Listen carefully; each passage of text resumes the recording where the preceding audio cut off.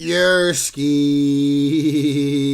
How we doing, gang? Welcome back to the Chitty Chat. Hope everybody good, man. I'm decent, bro. Happy, Merry Christmas Eve, bro. Merry Christmas Eve, bruh. Hope everybody feeling good, man. Your boy is on here feeling pretty good. I got my onesie.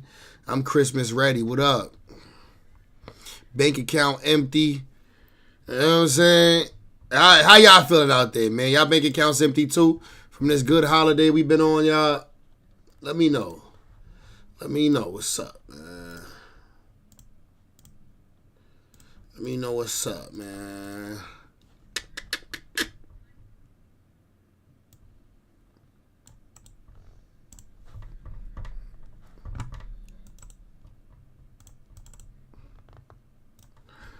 Welcome to the chat if you here, man. Appreciate everybody who is here. Appreciate everybody who been rocking with me throughout the year, bro. For real, man. You know what I'm saying? We not where we nowhere near where we need to be, but we way closer than we was when this year started. Keep that in mind, bro. You know what I'm saying? We building, we grinding, we building a community over here. Hopefully everybody be over here enjoying themselves. When y'all come over here, y'all click on my page. Hopefully it's a good time. We're going to keep that going throughout this next year, bro, and past the holidays. But just want to let y'all know, I appreciate every single one of y'all who be tapping in with me, vibing with me, coming through the streams, having a good time. You know what I'm saying? It could be anywhere in the world, but you here vibing with me, and it's appreciated. You got to know that. You feel me? That's something I got to let you know. Appreciate you from the bottom of my heart. But look, we about to have a good stream, gang. That's a fact. We got a good stream coming through the We got a good stream coming up. Bro, what's up with all these athletes getting their girl took, bro? I ain't gonna lie. Athletes is not winning right now. You'd thought athletes always be winning when it comes to the females, but, bro, they not. Yeah! Zamarant, welcome to the chat. My boy said, what up, Jimmy? Happy holidays. Facts. Same to you, bro. Happy holidays. I hope your Christmas Eve is going well so far, brother. That's a fit eye. So, look, man, we going to start with some Travis. We should start with Young Thug, bro. Young Thug, a Devin Haney wifey, was crying to Young Thug in a jail call, bro. What should we get to first, bro? Let's start with a robbery attempt. Let's start on a high tempo, have some fun in this joint. Does openly carried firearms elevate this to armed robbery? Let's see what's going on. Very interesting armed robbery that's going to give us some interesting questions about. Welcome to the chat, bros.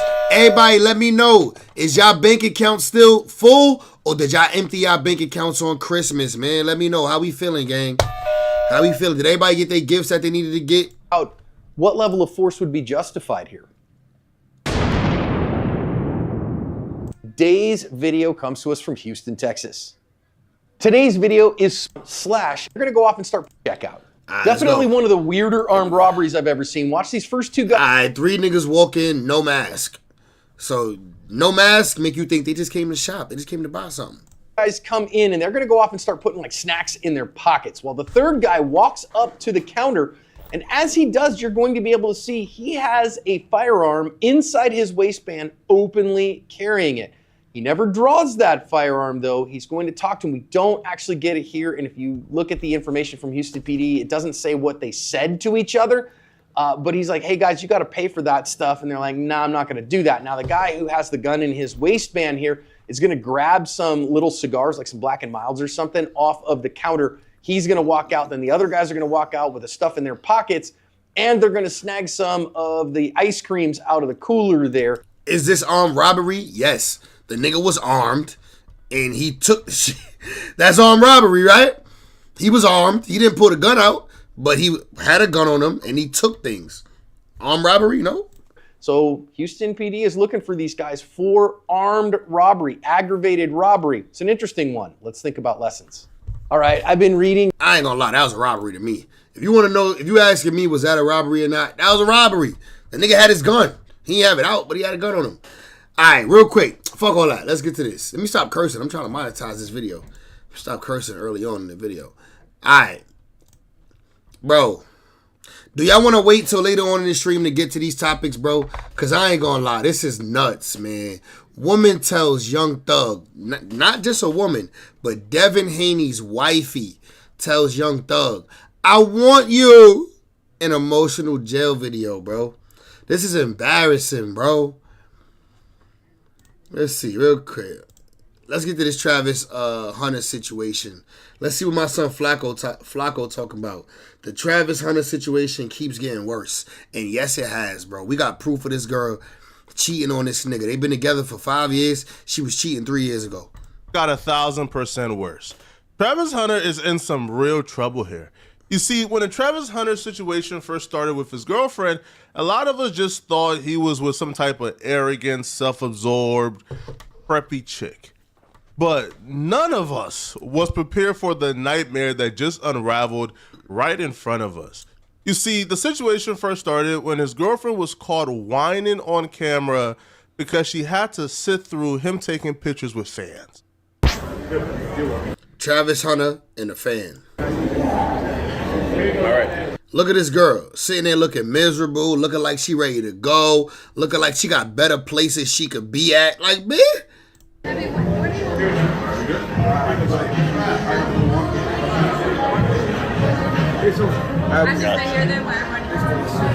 You heard it? I have to sit here then while everybody? Yes. I have to sit here then while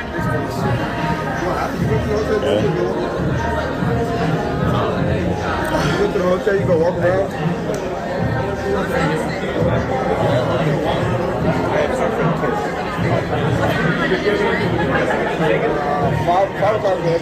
Bro, he trying to entertain his fans right now. He shouldn't even have to deal with your aggravation. He like, oh, you go to the hotel, you can walk around if you want, but I'm just here to take a pics with the fans. And she giving him lit. Like, come on.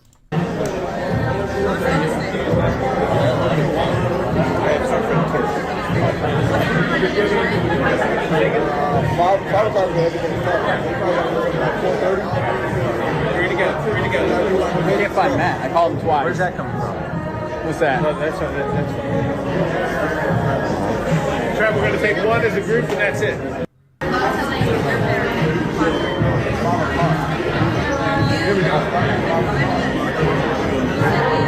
Look, he's still sitting there engaging with her, talking to her while the fans is here, bro. His attention is supposed to be on the fans. Like, he doing what he's supposed to do. Talk to the fans, give them their pictures, make sure they feel like he giving them attention. Nah, his girl got to take all the attention.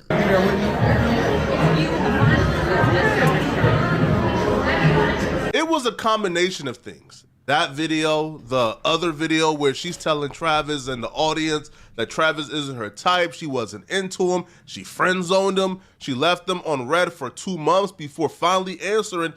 So you pair that up with the historical Travis to comment on his social media to go off on people. You ain't never had no girl. So why y'all talking about me? Now, we had a girl. That's the problem, brother. You ain't never had a girl. And so you can't tell what's going on. Because you're green. Don't try to tell us, nigga. We trying to tell you. What's something else to talk about? You talk about my girl. Go talk about your girl. Go find a girl. Go find a life. Stop worrying about what I got going on. I know what I got. I know my girl. My girl been with me for 5 years. Y'all are just not starting to talk about me. And she been cheating. She been with you for 5 years and been cheating for 3 at least. Just not starting to be with me. Like, come on, man. Y'all go do something else with y'all life. This nigga was delusional. I get it, bro. He love his girl. And so he delusional about her. He want to defend her. But, bro, she's a cheater. She don't love you, nigga. Big pages, y'all better stop. I'm telling you. She's a thot. She was getting dicked out by some random nigga with a goddamn LeBron jersey on. Y'all, it's something bad gonna happen to y'all. Y'all keep doing that. Y'all better stop that. Something bad gonna happen to y'all. Now he threatening his fans. He threatening the public because he mad. Nigga, don't be mad at us. Nigga, be mad at your man.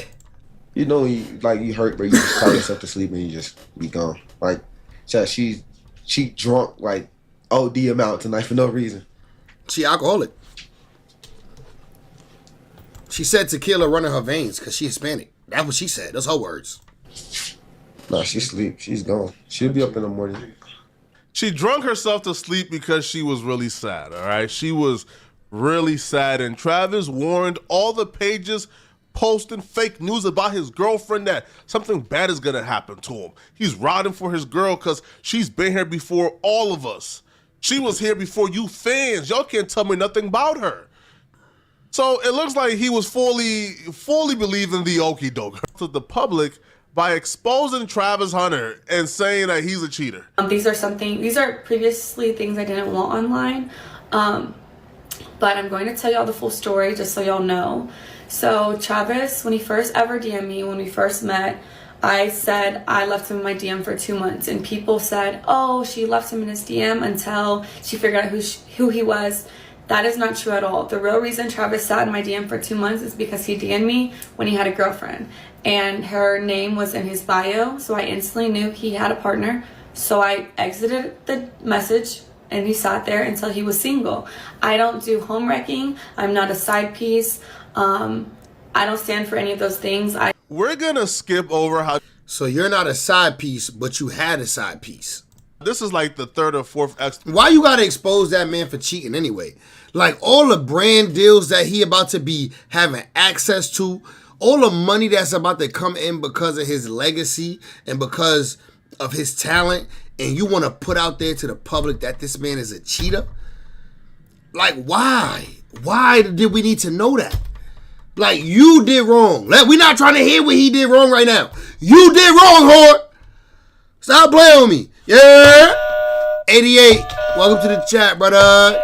Yo, chat. Merry Christmas Eve, gang. I'm feeling good. I'm lit on here, man. I want to jump on here and just vibe out with y'all on some Christmas Eve vibes, man. I hope we all feeling good. I hope everybody feel blessed. Everybody was able to get their partner what they wanted for Christmas. My bank account is currently empty because I wanted to go make sure that I was able to get people what they want for Christmas. And that feels good. That's what we do this for, bro. When you a grown-ass man, all you want is to make the people around you happy. So I hope y'all was able to make people happy too.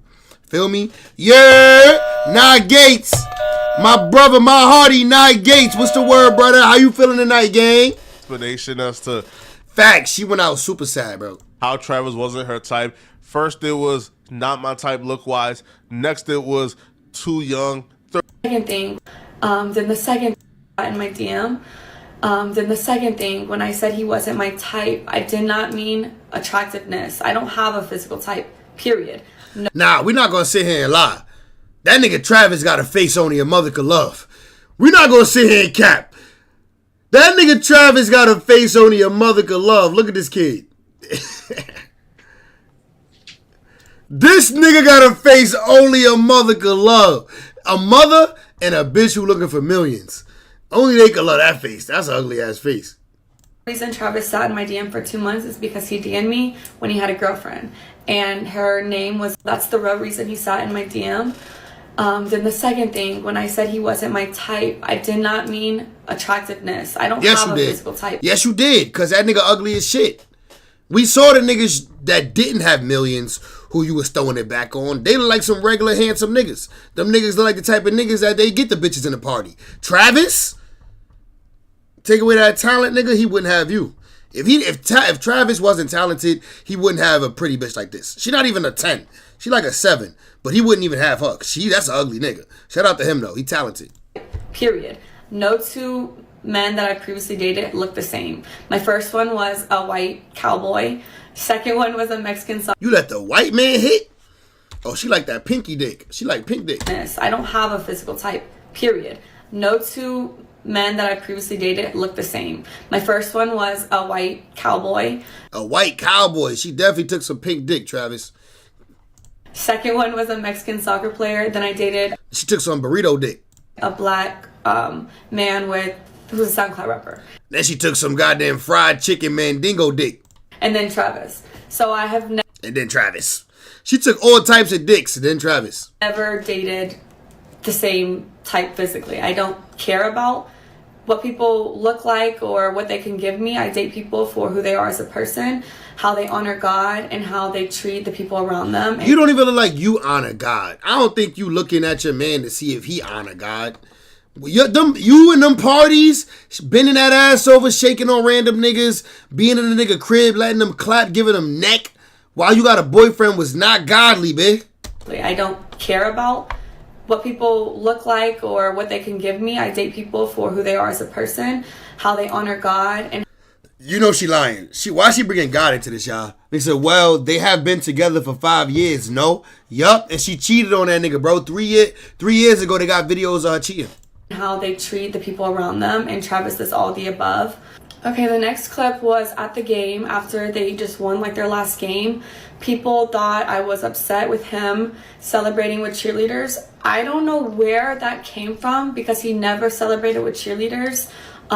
So that I don't know where that started, but that's not what I said. But what y'all didn't see before the clip, me and him were talking. We had already interacted. I had already said congratulations. I had already kissed him. Somebody with common sense will ask, if you claim that cheaters aren't your type and you don't date cheaters, but then Travis Hunter cheated initially, and that's how you knew who he was because he cheated by hopping in your inbox while having a girlfriend, then why did you still get with him? Good question, Flacco. Why would you still talk to him? I thought cheaters weren't your type. But nonetheless, though, right? Let's get past that. You see, she did all the babbling, explained why she had attitudes, et cetera, but nobody really cared about that, right? You see, the universe was speaking. Yvonne! Merry Christmas Eve, girlie. How you feeling tonight, Yvonne? I hope you feeling good. I hope your Christmas tree got everything underneath it. Everything that y'all wanted this year, you know what I'm saying? Yvonne, you got any kids, girlie? Because after she came online, gave the babble explanation, that just led to her getting exposed some more. So the first thing that took place was she got exposed for creating an OnlyFans account back in 2021. She had an OnlyFans? Nah. Now, this standalone would probably mean Travis Hunter's fiance, Leena, created an OnlyFans page and deleted the videos. nothing. All right, her creating an OF back in 2021, standalone means nothing. But you paired this up with the fact that she also worked at a strip club, will probably hint towards or lean towards at some point, allegedly, it's not known for a fact, she probably committed or did some type of sex work in the past, right? Because she worked at a strip club too? It said, my boy 88 said, I can't lie, I think Flacco a goofy, one of the biggest ones on the net. Look, man, I tell y'all, bro, I like Flacco hard work. Do I think he's not a goof? I ain't gonna say he's not a goof, but I like his hard work. I like his work ethic. You know what I'm saying? Other than that, though, his voice is kind of annoying. You can hear the fat in his voice. You can hear the overweightness in his. You can hear the diabetes coming through the voice. So his voice is definitely not the easiest to listen to. But the fact that he worked hard and put content out, I fuck with him. I fuck with Flacco. why are you on OF? Why are you in the strip club if you claim that you are a good girl? You see, in the video with Travis on their couples channel, she claims she was valedictorian. She's a good girl. She's not like that. She comes across as very shy. But then when you peel back 88 facts. Worst takes in the history of YouTube. That's true. I barely ever agree with Son takes, but his information, like, he'll bring you the information and then I'd rather make a take on the information. But yeah, takes is horrible, but I fuck with him other than that. the layers, bruh, she's not shy at all. She's not a good girl at all. She's actually a demon. So Travis is apparently with an absolute demon, a man-eater. You see, this was just the iceberg because more things happen that Travis just keep on ignoring. So after this happened, we got wind and we seen a video of her back in 2021. Now, according to Travis, they've been together for 5 years. However, let's get to the they're video. Back on random men. Let's just pause on this still frame here, man. Listen, even me where I'm at, I'm nowhere where Travis is at, bruh. I'm not entertaining or dating no woman who was in a club choosing up to men like this, bruh. Men like this, yo, who was... So she was in the club choosing up? Look, I ain't gonna lie. She looked good in this little schoolgirl fit. I ain't even gonna lie. I love when girls, like when Halloween come around and girls put on this little schoolgirl fit like this. Like, I ain't gonna lie. That's very attractive. I'm not gonna front. But And it's okay that she looked good on Halloween. Like, that's fine. If your man don't mind you going out with your booty cheeks out on Halloween, then cool, whatever. That's on y'all. I'm not mad at that. Like, he let you out the house like this. Because they've been together for 5 years, he said, right? This is 2021. That means this was his girlfriend. He let her out the house like this. He was aware. Doing money. Oh, bro, look at these. Come on. Look at this shit. Look, she throwing it back on a nigga with, I ain't gonna lie, it's a custom LeBron jersey. It's the Irish joint, I believe. That's fire. Oh, bruh, that's her. Throwing it back on a custom LeBron jersey. My son got the custom LeBron jersey and got a goddamn star. A star wifey throwing it back on him. That's her. That's her. Throwing it. You see the tattoos. You see the tattoos. Back on a man in a LeBron James high school jersey. This is her choosing up for those guys, man. Listen, bruh. And you better tell me. Nah, that LeBron James jersey hard. I ain't even gonna lie. That shit hard. That must be, you know they don't sell that jersey. You know they don't sell LeBron James high school jersey. I'm sure they don't. So he must have like bought that shit online somewhere. I'm wondering where he bought that. That's a good gift. If anybody out there want to give me a gift, that LeBron jersey right there be fire. Travis Hunter, I'm a multimillionaire. I give you my P.O. box. And make $100 million. And this is the type of men that you were choosing up for. This is the type of men you were losing all respect for yourself for, throwing it back at the club, bending over, doing all type of crazy tricks for them? For them? Come on, man. And according to Travis, they've been together for 5 years. So this means that she was doing this while in a relationship with Travis. Now, here's the part that really got... Travis was probably outside waiting. Remember what they said, bro. Remember what they said. Oh, shit, that's another topic. See what Flacco said about that point and shoot guy? Bro, Flacco got the nigga page taken down, bro. Flacco done sent strikes, I think, at the point and shoot nigga. And he that nigga fighting for his page right now, bro. I don't fuck with that, bro. I ain't even gonna lie. We're not even gonna use too much of Flacco content. I don't need that nigga sending strikes my way. I had to go to North Dakota and find that nigga. Got everybody, all right? Here's the part that really, really stunned everybody. She would admit that Travis would drive her to these parties. She would go inside these parties, drink, get drunk, and then Travis would take her home. To drink, he doesn't drink. And I'm Hispanic, so I have tequila like in my veins. So look, she got tequila in her veins. I drink. I don't drink a lot, but I drink. And I used to party and stuff. And he would literally drive me, sit outside for hours while I'm inside like partying, and then sit outside for... Bro, that's a simp. Bro, I'm sorry, Travis. Somebody gotta say it. Your uncles ain't telling you. Your big brothers ain't telling you. The homies in the hood ain't telling you, bro. You a simp. If you drove your girl to a party and waited outside for hours instead of going inside the party with her, you're a weirdo. You're a simp, my nigga. Like, somebody gotta say it, gang.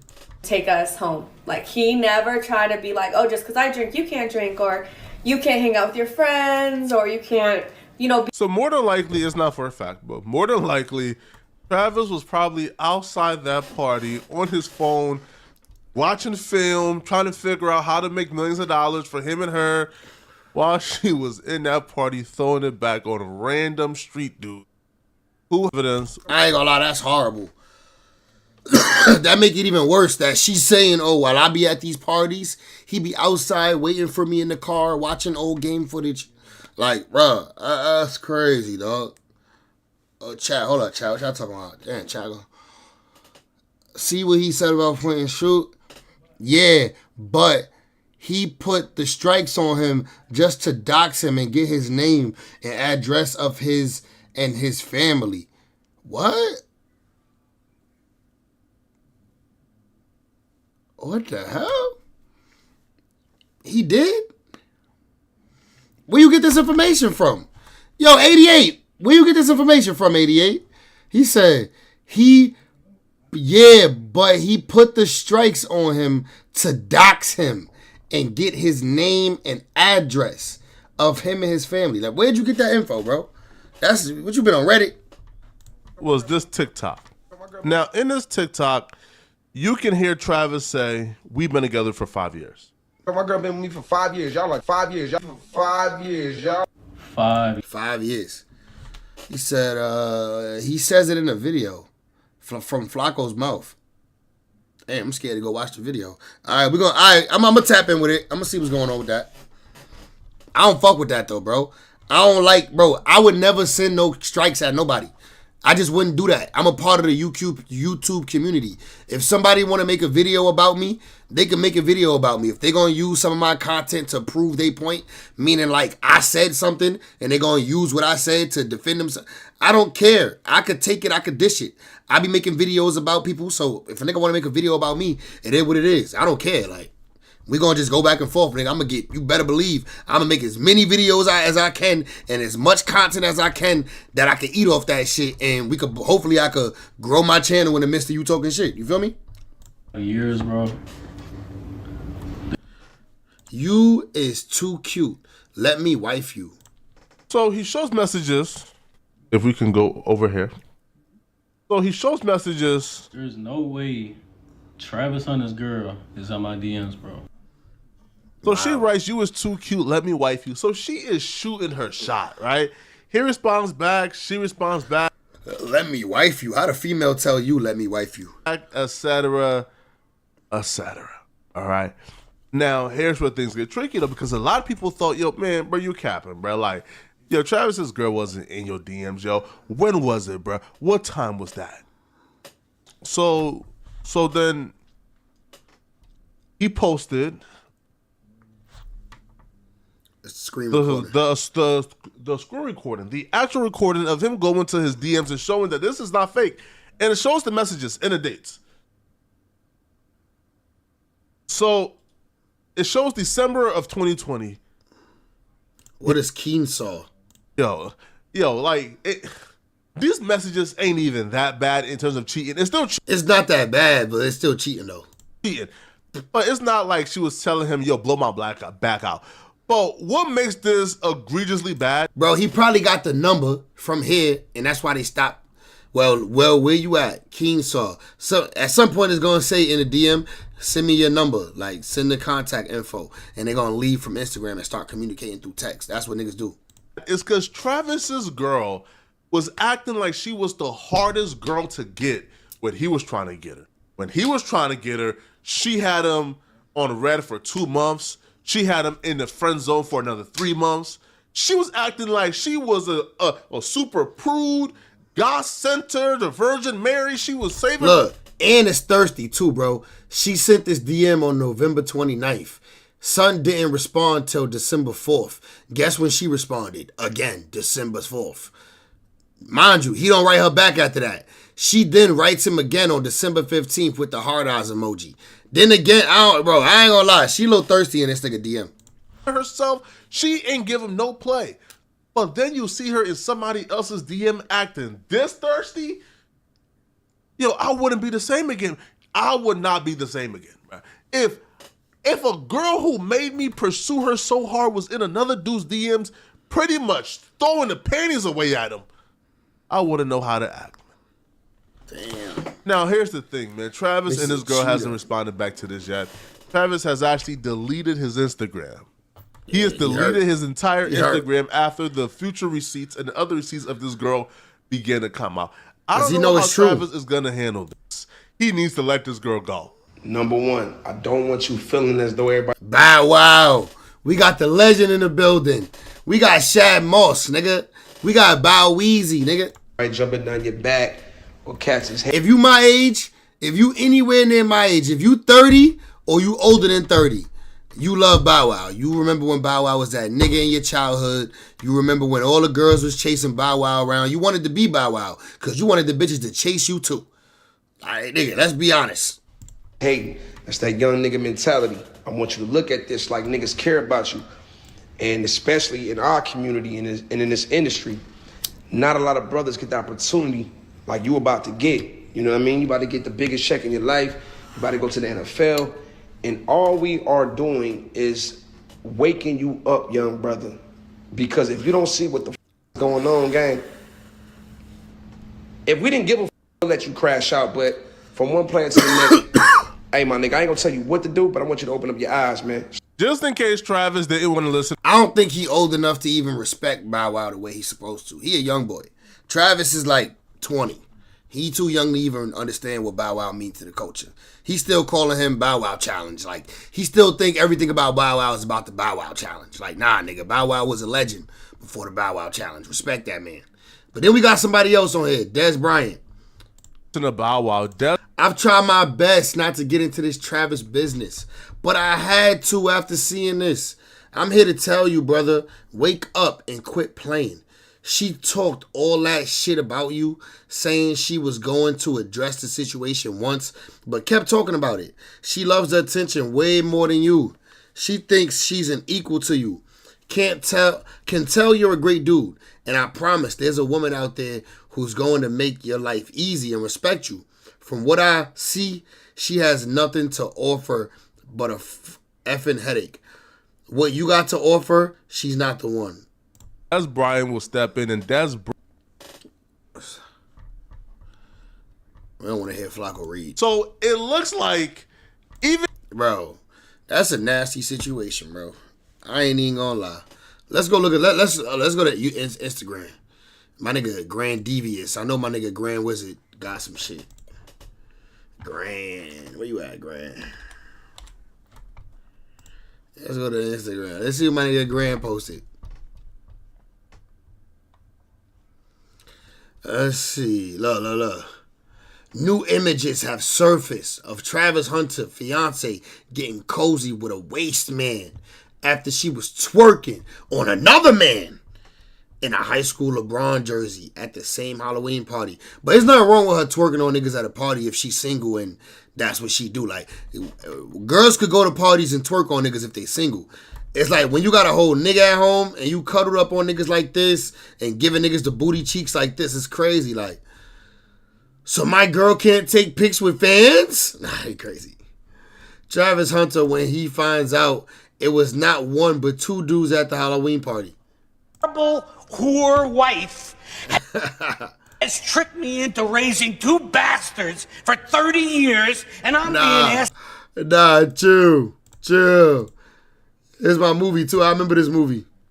Just told, excuse me, that my horrible whore wife has tricked me into raising two bastards for 30 years, and I'm being asked to not make a scene. Oh, excuse me. Did you bang my wife? Just told. Did you bang my wife? Excuse me, that my horrible whore wife has tricked me into raising two bastards for 30 years, and I'm being asked to not make a scene. Excuse me. Did you bang my wife? Did you bang my wife? Just. That's a crazy question to have to ask another man. That's crazy. Like, bro.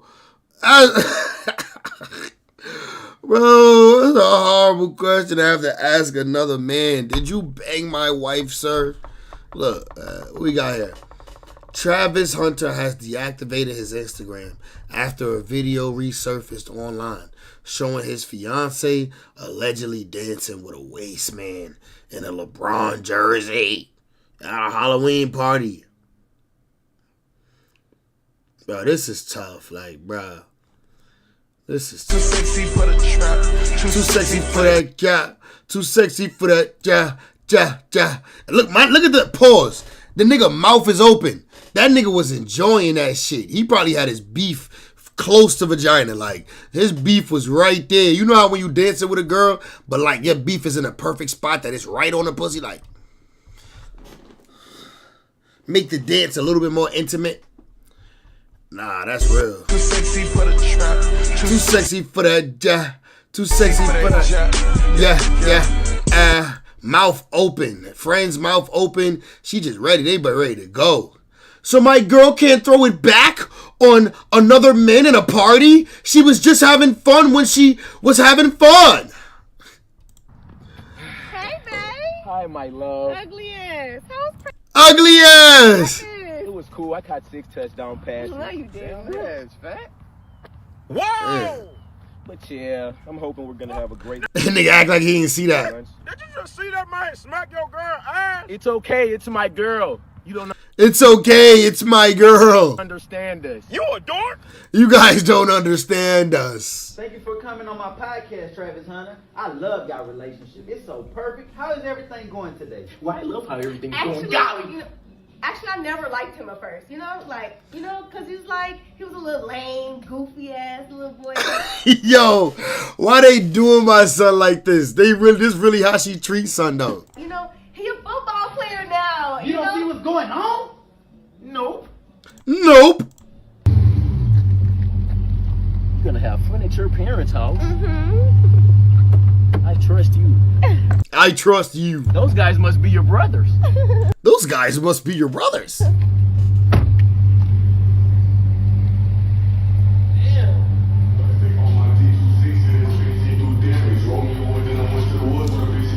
What? Hey, babe. Hi, my love. Ugly ass. How's practice? It was cool. Ugly ass. How I took practice? touchdown pass. No, you didn't. Yeah, it's fat.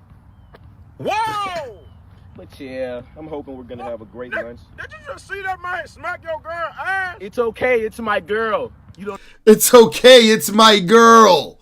That's crazy. Video proof of Travis Hunter's fiance and another man's DM responding to a sneaky link has also surfaced from 2020. They've been dating since 2019 and have been together for 5 years now. Yeah, we saw this. That's crazy. Appreciate you. Tough.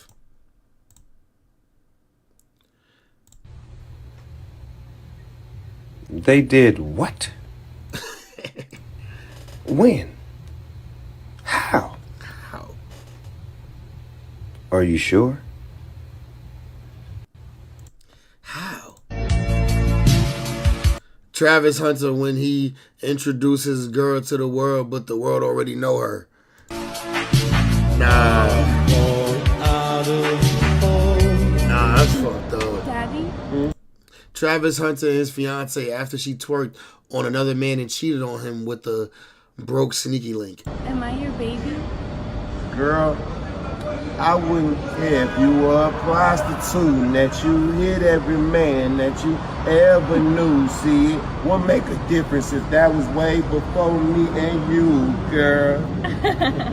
Oh my god, babe. Oh my god. Nosies? Oh my god. Daddy? Daddy?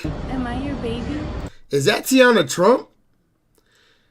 Yo, why I just realized that this is Tiana Trump? Girl, I wouldn't care if you were a prostitute, that you hit every man that you ever knew. See, it won't make a difference. Bro, this is a head monster right here. She devours some dick. If that was way before me and you, girl. I couldn't even do the little nose tingle thing with her. Oh Nah, I guess I could. If I'm gonna get some neck after, if all I gotta do is do the little nose tingle thing with you when it comes with some neck, guess who's doing it? god, babe. What? Just don't kiss me. Nosies? Nah, that's too close to her mouth. I ain't gonna lie. Future suiting up with the freshest mink coat, getting ready to save Travis. Nah, he getting ready to save Travis, bitch. You know how Future do. Future ain't here to save you. A nightly Bitcoin update, 98.5. Damn, okay, we getting back to 100, close to 100. What's this, bro? You sent? What's this link you sent?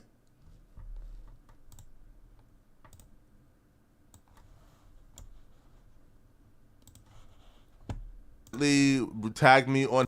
In this video, I'll be addressing this double chin stuttering buffoon called Point and Shoot. Now, this buster apparently tagged me on his community page recently to Point and Shoot. Yeah, I saw this post. Sorry for not posting, but I'm fighting malicious false copyright strikes on my channel, sent by Poetic Flacco and No Jumper. This is a clearly orchestrated attempt and intimidation in order to censor me and to keep my channel inactive. I sent them both counter notifications as my work is protected by fair use. So now I'm just waiting for the strikes to be lifted or for them to file a federal copyright lawsuit against me. But do not worry. These malicious claims won't be going unpunished. Thank you guys for your patience. 34 minutes, 45 seconds, ish mark. Okay, good looking, my nigga. Yo, you that nigga, 88. 34. 34-ish. He's now on his community page crying. See, he says, sorry for not posting, but I am fighting malicious, false copyright strikes on my channel sent by Poetic Flacco and No Jumper. This is clearly an orchestrated attempt at intimidation in order to censor me and to keep my channel inactive.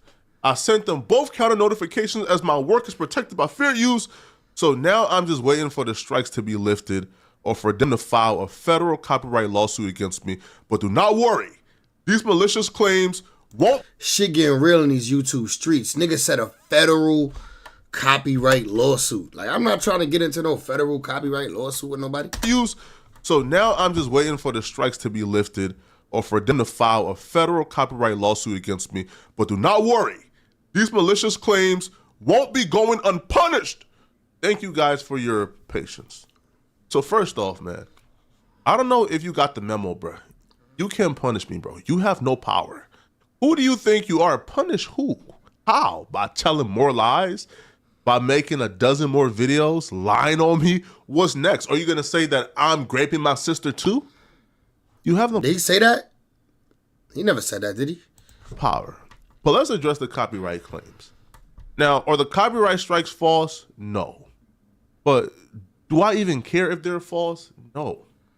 You see, I have no intention. Do you care if they're false? You better care if they're false, because YouTube don't like when people file false copyright claims. That's the thing. See, people who send copyright claims to people, they don't realize that you could get your own channel terminated. If you look it up in the YouTube shit, it'll go tell you right there, like, do not send false copyright claims. If you send too many, YouTube will turn them shits on you because you send in false copyright claims. So he said, are they false copyright claims? I don't know, and I don't care. You should care, bruh. You built this channel up. I know you love your YouTube. Don't be too cocky. You obsessed with YouTube. I know you are. The way you post, you obsessed with YouTube. So don't act like you don't care about your channel, because I know you do. We all care about our YouTube channels. This is our craft. I'm nowhere near as successful as these niggas. And I'd be heartbroken if I lost my channel, nigga. Because it's not even about the money or, like, it's just about the outlet. It's about being able to communicate with your people that you've been communicating with and your audience that you've been growing over time. So I know niggas would be hurt if they lost their people. You feel me? Now, are the copyright strikes false? No. But do I even care if they're false? No. You should care. You see, I have no intentions on pursuing point and shoot on these copyright strikes. All right? I just don't. I never had any intentions on pursuing these copyright strikes. You see, the goal of these strikes, because everything is strategic. You see, point and shoot has been running and hiding, trying to conceal his identity. Now, you know, it has been out there that his name was Michael Winters, but because he's such a liar, I couldn't just go along with that. You see, in holding him accountable, I have to know his identity. So when lawsuits are filed for defamation, when certain steps are being taken, I need to know his identity. So I couldn't just take— So he wanted to file a lawsuit against the nigga then. Take his word for it. So my plan was file the copyright strikes that I believe they are valid, and I will explain why they're valid pretty soon. File the copyright strikes, have him respond back, and have— Yo, his voice is like clogged up even when it's not clogged up. Shout out to my nigga Flacco. Like I said, he worked hard, but like, what was this right here? File the copyright strikes that I believe they are valid, and I will explain why they're valid pretty soon. File the copyright strikes, have him respond back, and have him give his full name, his full identity, under punishment of perjury. And then what you gonna do with that info? Once I can now confirm who I'm talking to, I can now sue. Oh, so he want to sue him. So because of those strikes, I now know what his full name is. I now know a location where he can be served. So now I'm going to take that and forward it, right? So I guess point and shoot is still under the strikes right now. You can't post for 7 days when you get a copyright strike. So I'm guessing point and shoot is still under them copyright strikes right now. And that's why. Let me check. Let's go check if point and shoot posted. Let's see.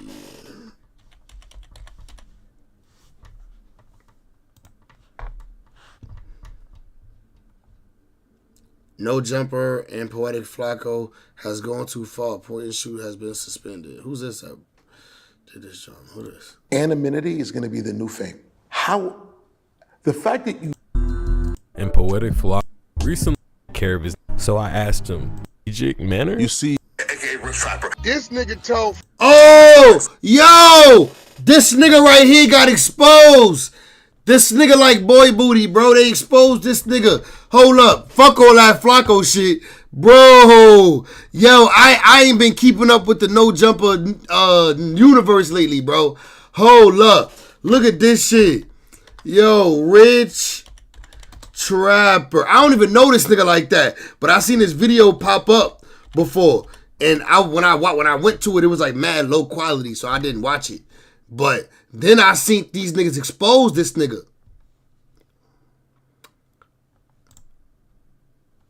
That's not me. Oh, these niggas be copyrighted. We can't even watch that shit. Let me see. Hold on. Rich Trapper can't take the pressure and quits YouTube. Niggas posted by Rich Trapper. Rich Trapper exposed himself sharing his screen to close Grindr. Rich Trapper. Rich Trapper. Yo, is this the Rich Trapper nigga? Going to Grindr chat. Yo, I ain't even know what this shit was. Bro. Rich Trapper. Rich Trapper. Arrived. That nigga Rich Trapper out here at Costco.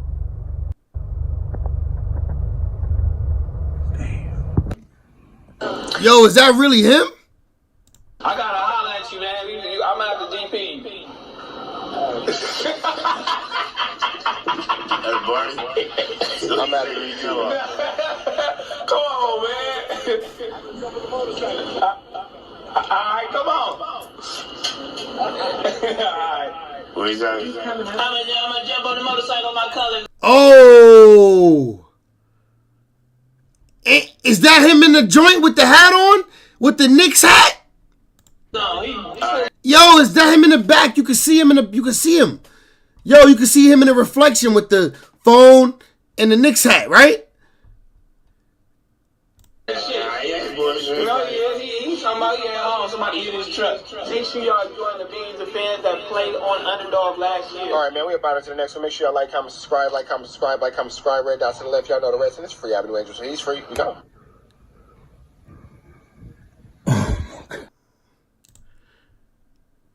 What he was searching for? Nah.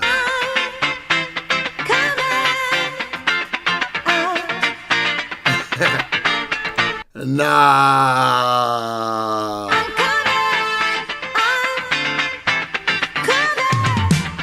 Nah. Yo, we gotta get a better video on this shit, bro. Hold up. Rich Trapper exposed. Rich Trapper exposed fake kiwi and down low allegations. Munchie B. Nah, Rich Trapper exposed for being zesty.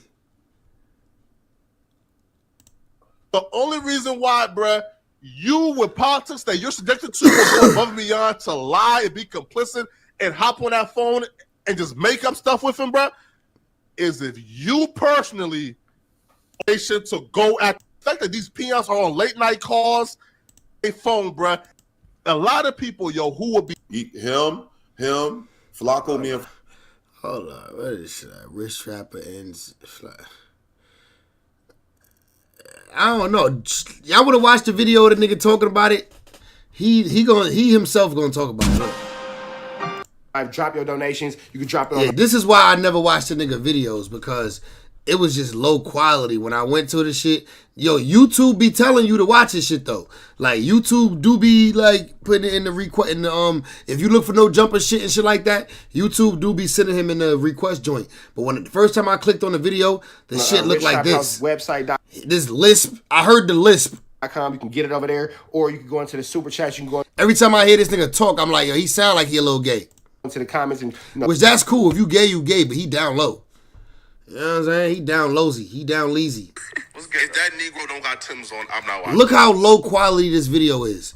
The niggas holding the niggas holding the camera up to a phone to play the video instead of just overlaying the shit in the video. Like, I can't believe this shit, bro. He lied and said it's his editor. He sus as fuck. Nigga's a liar, bro. He don't have no fucking editor, bro. You think this nigga pays an editor? Bro, yo, listen. Don't ever believe these niggas, bro. These niggas is not paying editors, bro. Not a nigga like this. He not making enough money to go pay an editor unless the editor just do it for free.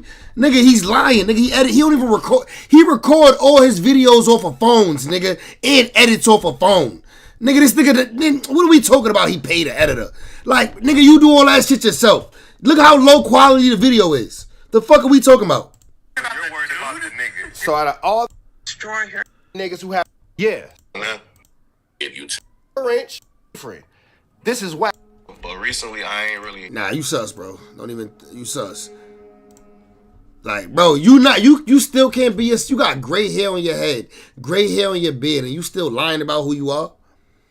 You got gray hair on your head, gray hair on your head, gray hair in your beard, and you still lying about who you are to yourself and to everybody else, bro. Just come out. Just be you, my nigga. Like, what the fuck? This nigga's a grown man. This nigga probably 40-something. And this nigga still lying about who he is. Like, you clearly like booty, bro. You bisexual probably. You probably do like girls too. But you bi or something, my nigga. Like, what are we talking about, gang? You definitely like dick, though. We're not going to do that. Rich Trapper exposed Grindr app. Gay porn on your phone. Buddha here. We back with another one. Today we got Rich. And why would his editor have access to this? Why would his look, I'm gonna prove him wrong right now. Why would his editor have access to this? This is him looking at his own analytics. Look.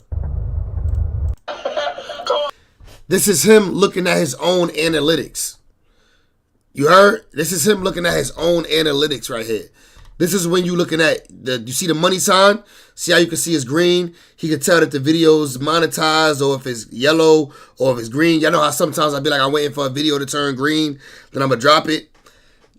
This is not something that your editor would even have access to. Your editor would send you the video, then you would post it to on your own YouTube channel. Your editor wouldn't have access to inside of your YouTube analytics like this. He's lying. He's lying, bro. He's lying. Like, it's a lie. Like, it's like, just come out, bro. Just like. Gay porn on your phone. Especially was on like live. Okay. 50 wasn't him. This nigga, we didn't humiliate this nigga. Continue to do work for free. We didn't embarrass this nigga. We didn't humiliate this nigga. And the P's and Q's niggas is all in my fucking DM trying to. You hear this nigga voice? Like, he got that snake bite. He got that snake bite at the end of his voice. Like, don't get me wrong. Sometimes I be slurring a little bit, but this thing, this nigga got the snake bite. That nigga. To figure out how to be my motherfucking best friend. And trying to figure out how to replace the editor that we not gonna replace. Okay, let me get this straight. Okay, so Rich Trapper's saying it wasn't him, it was his editor that did this, which is kind of odd, right? Okay. It's a lie. The nigga don't got no goddamn editor. Like you say, he always uses his phone to show the screen and forgot. Exactly. Okay, so he's saying that the editor did this and it wasn't him. But if the editor's gay, why not the editor come out and say it was him? So it's it was cap. He don't have an editor, bro. Do you think a nigga who background, bro? I'm trying to be respectful. Because I don't know the Rich Trapper nigga, bro. But, yo, he got foggy-ass screens and shit. Like, bro, the nigga videos is not clear. They not 4K. Like, bro, his recording quality is not good. Like, bro, his recording quality is not good, gang. Like, y'all think this nigga got editors? Y'all think this nigga not editing his shit himself? I edit all my videos. Yo, I might not be the best quality, but when I post my videos, when I post my documentary type videos, when I post my videos, not a live like this, bro. When I post my videos, bro, them shits be way better quality. Like my shits be 4K. My shit be icy. And I don't have an editor. I edit this shit myself. So you mean to tell me this nigga got editors with his ashy ass backgrounds in his videos? Y'all tweaking. He don't got no fucking editors, bro. It's a lie. Waiting. Talk about this contract. Can we address this gay porn? Gay porn. Nah, I ain't gonna lie. I didn't know what this was till niggas told me. I was watching another nigga video. He said I be watching the apps that niggas got on the backgrounds of their phones because niggas don't be wanting to give you the keys. Niggas don't be wanting to tell you the apps that they use. You just gotta like peep it. And if you peep it, you can go just download the app and see what it's for, see what it's used for, look up the app. And the nigga said that he saw this nigga with the Grindr app and he didn't know what it was for. So he went to go look up the app and see what it was for, and it was a gay dating app. And that's how he found out.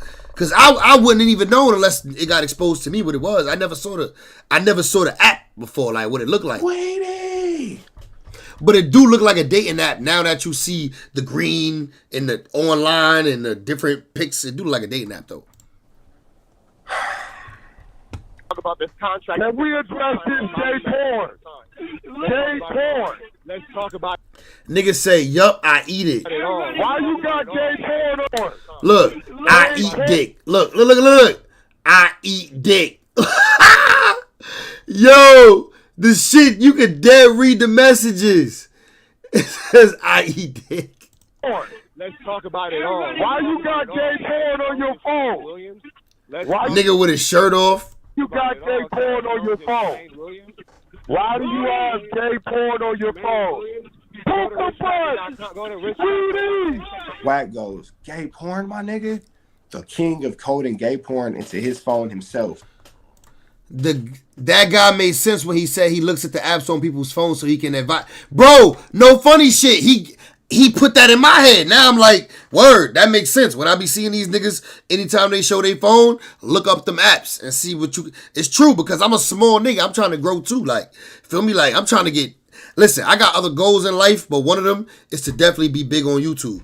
So while I'm working on my other goals and shit, you better believe I'm trying to do everything I can to blow up on YouTube. Gay porn, my nigga? Gay porn, my nigga? You gonna lie on me, at least tell the truthful lie. You gonna... Mostly white guys, less chance of getting recognized. He don't know white people be on all these black people act like, you know, white people buy a lot of hip hop music. White people watch No Jumper. White people watch DJ Academics. White people watch all of the streamers that's popular. All the black streamers that's popular. A lot of their audience is white. You know why? Because let's keep it 100. White people actually can consume. They actually have the power to consume. Like, they have these devices. They be knowing where shit is at. Like, oh, if I want to look up an interview, go to No Jumper. Some black niggas still don't know about No Jumper. I know mad black niggas that don't know about No Jumper, bro. Niggas in my projects don't know about No Jumper. That's a fact. A lot of niggas in my projects don't know about No Jumper. Lie on me, at least make the lie make sense with the content I already put out.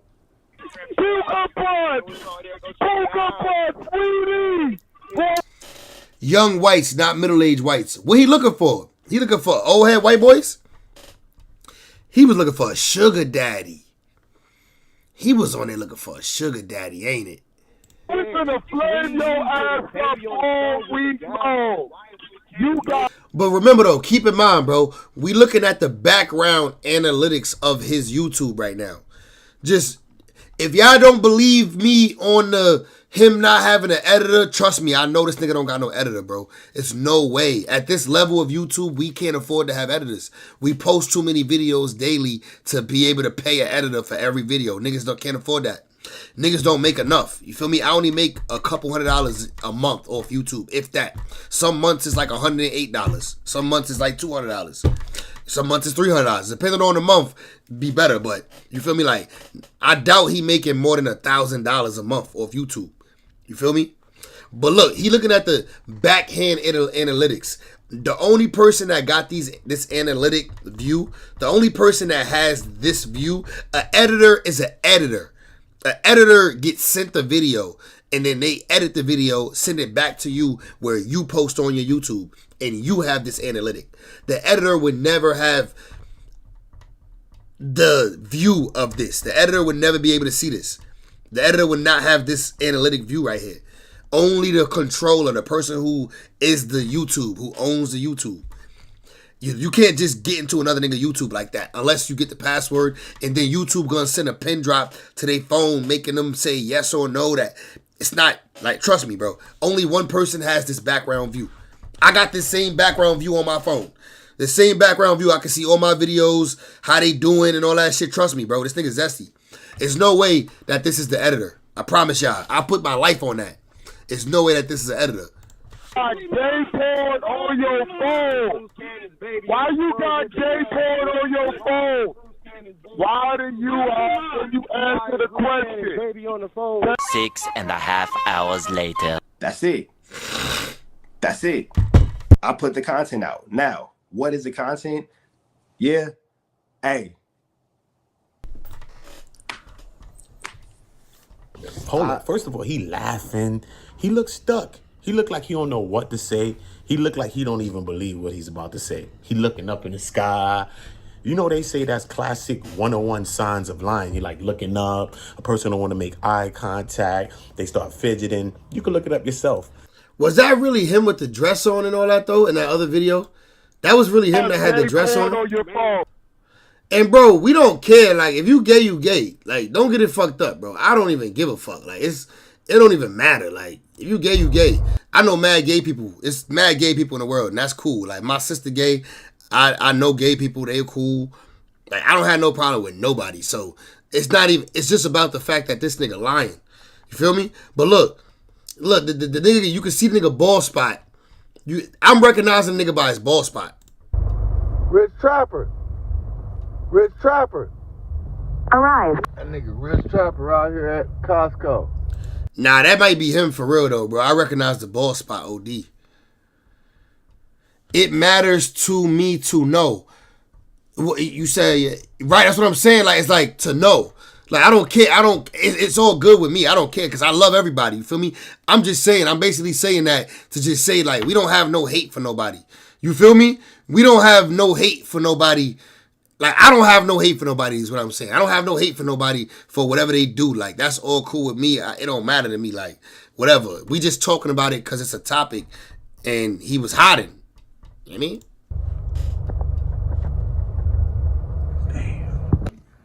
I gotta holler at you, man. I'm out the DP. Nah, that's definitely that. Yeah, it look like it's him, bro. My boy said, I care and it matters to me. Yo, 88, you a wild boy, gang. But yeah, this nigga it's him, bro. You can see the ball spot, the same ball spot, gang. Am I wrong? Is that the same ball spot or nah? All right, we got other topics, gang. Let's move on. I don't want to stay on this shit too long. Let's watch the whole video though. This is Devin Haney. Bro, we got Young Thug and Devin Haney. Lying about it is weird though. That's what I'm saying. I'm with Yvonne. I don't care that, it don't matter to me. Like, I don't judge you. I'm not going to dislike you or not like you because whatever you choose to do with, you know what I mean? It's about you being a lie. It's about you being not proud of yourself. Like, you feel me? Like, this nigga got gray hair and he's still lying about his shit. Like, that shit is crazy to me. We are aligned. Look, let's watch this video though, bro. This is Devin Haney wifey, y'all. Devin Haney wifey on the phone crying to Young Thug about how she only wants him. This is not a good year for athletes, bro. You said there's two things. What is it?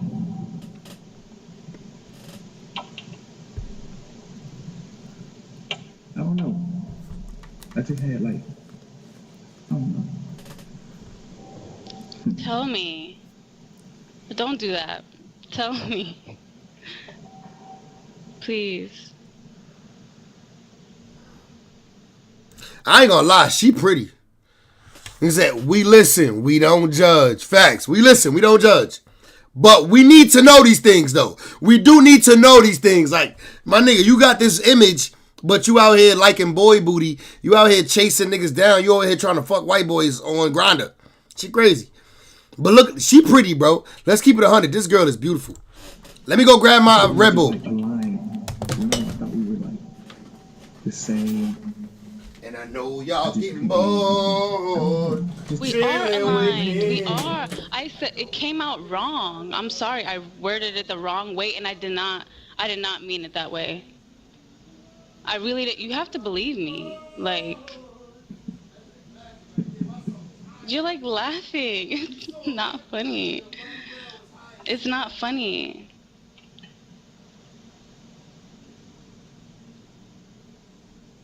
I would never say that. Like, I would never say that. Like, that's not the person I am. I would never.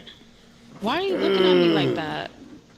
I just smashed my finger. You don't even believe me. It's like you don't believe me. Shit. I just smashed my finger, y'all. Shit hurt.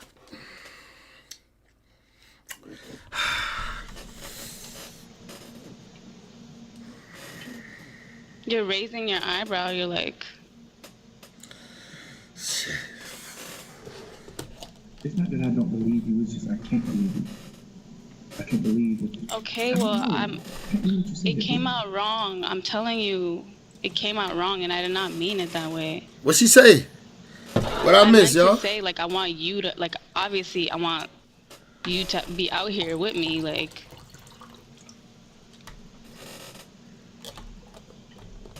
Do you get it? Do you get what I mean? No, I don't get it. Yeah. He lying.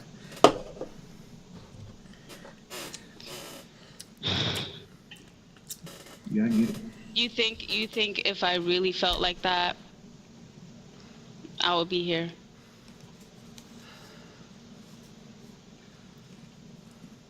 I think you felt like it's that. Hard I think for... you just feel bad. So what? You can't. I think you felt like that, but I just think you felt bad by saying it. So that's why you... No, I don't feel like that. You do. No, I don't. This is something that someone else told me, and I feel like I should have never said that to you. I should have never repeated it. I should have never said that. You could have repeated it. It don't matter. Cause I looked at that person. I love that person. Why the fuck would she say that to me? Huh? I mean, I just looked at it. I mean, I'm happy that you told me that though, because I just looked at that person the same way. Yeah, and I don't even know her like that. I don't even know her. Why are you telling me this? For what? You know what I mean?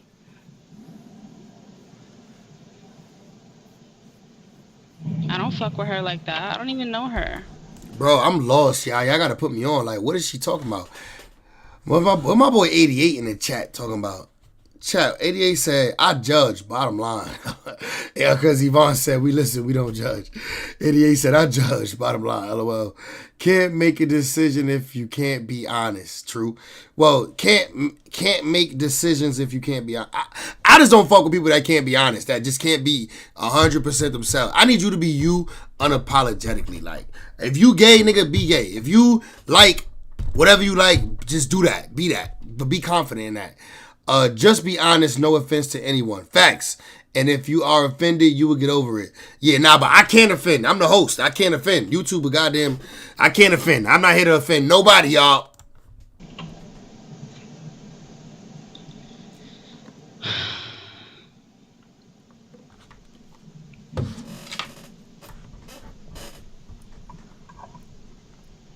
And I don't feel like... I know I be offending people, though. I know I be offending people. YouTube, I don't mean it. Yo, Kick, Twitch, everybody else do not care, but YouTube be on... Nigga, if you say something too crazy on this shit, they be the ones. So you got to be watch what you say, for real. And I've been doing good. Like, everything been good with me, so I'm trying to, like, stay in good graces. So I'm not here to offend nobody, you feel me? However, y'all know I'm going to say what I say in the moment, but I'm not going to go out of my way to, like, bash nobody, you feel me? Like, that's a fact. Like that. I feel like I don't know. It was just like I was around my sister and her man or whatever, and that was kind of like making me frustrated. And I'm like, damn, like I wish you were with me. Like, I don't know. Bro, me too. I know I know for a fact I be offending people every day too. Yvonne, don't feel bad. I do too. I know I offend people, but I don't do it on purpose because I just be. I feel like as long as you don't purposely go out to aim to hate speech somebody, it's okay to speak honestly. It's okay to speak bluntly. You know what I mean? Charmaine, Merry Christmas Eve, girl. Welcome to the chat. How you feeling tonight, girl? Shaw said, if you're easily offended, you must not be living in your truths. Facts. Facts. Exactly. I was by myself. While she was booed up. Imagine this is your girl right now on Christmas Eve, bro. Imagine finding out this your girl right now. It's Christmas Eve. You done spent all this money. You might even took on a trip or something. And it's Christmas Eve and this shit come out on Law and Crime. This shit it came out yesterday on Law and Crime. And you can see your girl sitting here cuddling, crying to another nigga. How you feel about that? Yeah, Devin Haney's a lit boxer too. Were you? Were you? Yeah. I was by myself on my birthday. Charmaine, you got the kids ready with the presents under the Christmas and everything? I know it's goddamn Christmas season in your house tonight. I know the kids is ready to get their gifts. I know what's up. Merry Christmas to you and your family, Charmaine. I hope the kids got everything they wanted, at least everything they needed. You know, as a parent, you know what I mean? All we could do is sit back, look and enjoy the fact that, you know what I mean, the family doing good and got what they wanted. She's with her nigga. And I can't wait to do that. I can't wait to be a dad just watching my kids unwrap their presents. Soon to come, soon come. I'm getting old, so I'm going to have some kids soon. I was just... yeah.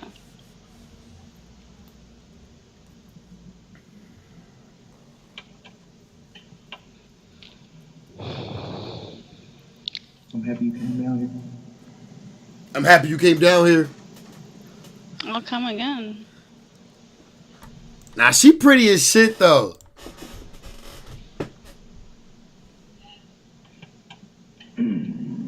She put her makeup on for this nigga. What else? You said there's two things. Yeah.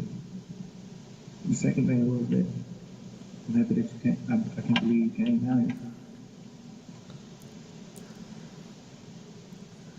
I was like, I haven't spoken to you in a while, so I was like, you're gonna have to talk to me if I pull up here. Yeah, my son Young Thug. Right? My son Young Thug was in them guts when he was on the street. You could tell just by how that face looked. He was in them gutties. This girl is goofy as hell. She acting like she doesn't have a husband at home. Yeah, I know. It's sad, Charmaine. It's sad. I said it. I said it's a sad end of the year for athletes, Charmaine.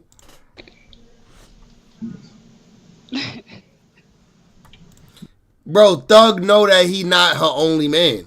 Or the only nigga that... Thug got a girl too. Remember the Mariah the Scientist been Thug girl the whole time he was locked up. He know he not the only one. I can't be the only one. Problems I overcome. Killed that nigga for my dog and now he owe me one. Really beautiful. Say you love me, yeah. She do look beautiful though. I don't even know if they married. We gotta look it up. They might be married. They might be engaged. I think they engaged. You see it? You know, it gets like try to, you know, you should try to.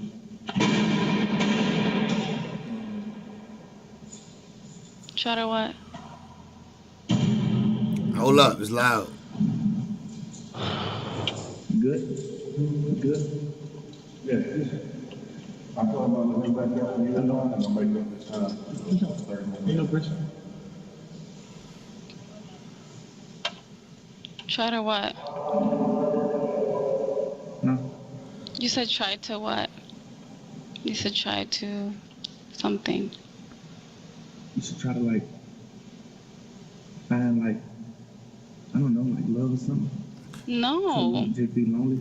Yo, he telling her you should try to find love or something. Bro, the bitch already got love. Cause I don't want you to feel something.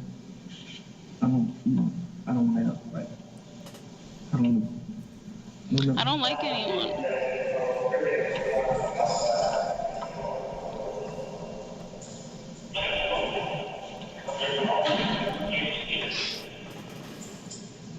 Damn, that's a real hair too. Look like.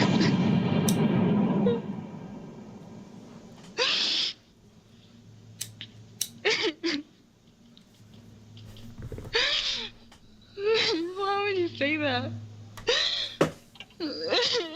Yo, not she balling. Not she crying and balling right now to this nigga. Why would you say that? Why would you say that? I don't want to be a burden. I don't like anyone. No one's like you. Oh, I don't shit. like them. I don't like them.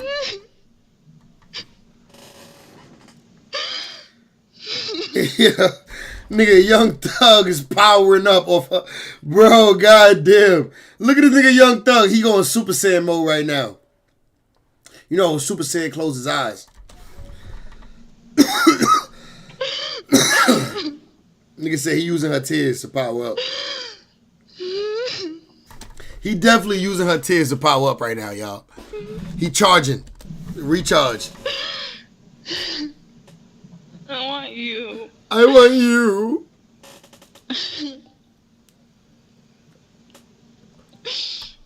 Why would you say that? Huh? What? What'd you say?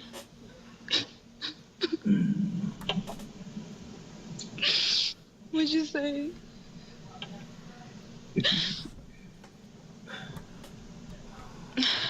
If you wanted me, then why would you say that? I want you. I didn't mean to say that. Yo, this nigga just gaslighted her while she crying. Yo, nigga. Yo, oh, you gotta be a good nigga to be able to turn them around on them, make them cry, and then say some shit to make them think that they said something bad to you. That's crazy. This is gaslighting. If you wanted me, then why would you say that? I want you. I didn't mean to say that. I didn't mean it. I didn't mean it. Ha! Yo, the gaslight game. Yo, the gaslight game is on 100. Yo, Charmaine, this ain't no joke. Yo, 88, I'm dead too, nigga.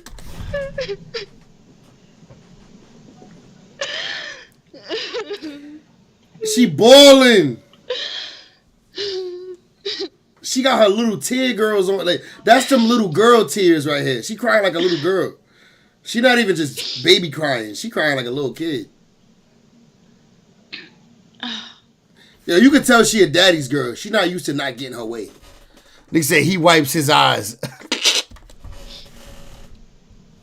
I really didn't. You can tell she the type. Like, bro, she don't get her way, she busting out in tears immediately. Daddy's girl. I mean it. I really didn't mean it.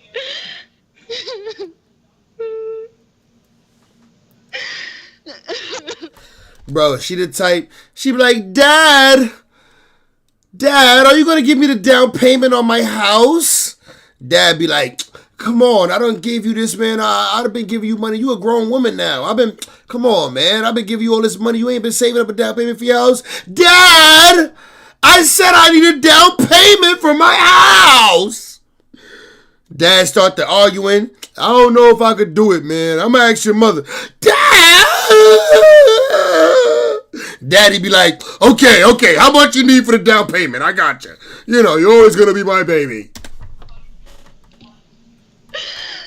That's that right there. She used to get in her way. I feel so bad. I feel really bad. I feel really bad.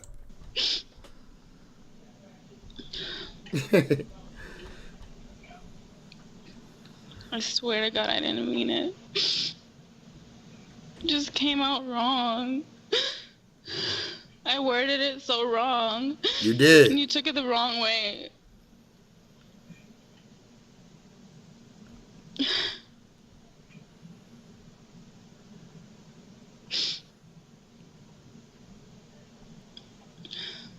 Nigga, Young Thug ain't saying nothing. Yo, he childish as fuck.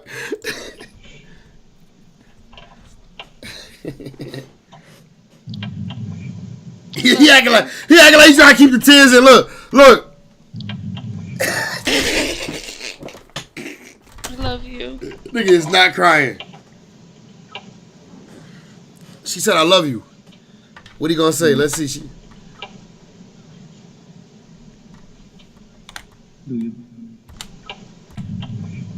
I love you.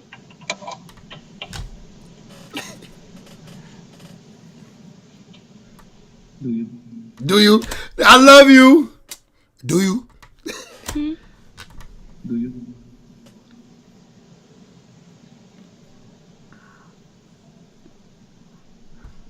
I love you.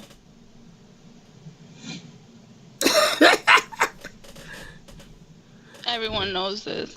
Everyone knows. We didn't know till now. What are you talking about? We didn't know till today. You did not get I love you back. Damn, she didn't get no I love you back, bro. How that feel when you just I love you and you get no I love you back? That shit gotta hurt.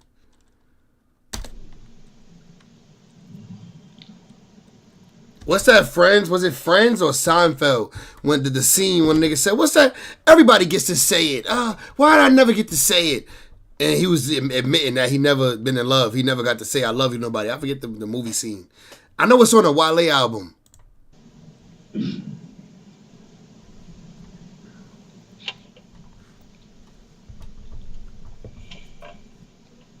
Oh, let me see if I can find that skit on the side. Let me see. Wale. What's the name of that song? Need to Know? Is it Need to Know? Everything's gonna be fine. It is. Yes. I guess maybe. You just go ahead with me. Go. My boyfriend. What if? Leena. Right here. What if? Is that like the end of the world or something? Certainly not. Why shouldn't we be able to do that once in a while? Who know about Wale? I know. I mean, really, what is the big deal? Who know about Wale, y'all? Any of y'all Wale fans in here? I love Wale. Wale, my nigga. I love his music. Of course, he wasn't about to say it back. If he said it back, he would have been lying. Facts. At least he ain't lying. We go in there. We're in there for a while. It's not complicated. Yo, SZA killed this song, by the way. SZA vocals on this song was fire. Stupid if we didn't. It's moronic. I'm not trying to push you. Just can't stop thinking about you. Where's the skit? Where the skit at? What is the skit? Alright, but train the feelings same place. Keep them. This, that would be good too. We couldn't be friends. Nice. Damn, where the skit at? It's a skit in here where he be like, why I don't get to say it? Nobody ever gets to say it. Different just friends, but they gonna need me. Cause somebody tell some. So keep them cold. Don't tell them your way. Damn, I can't find it, y'all.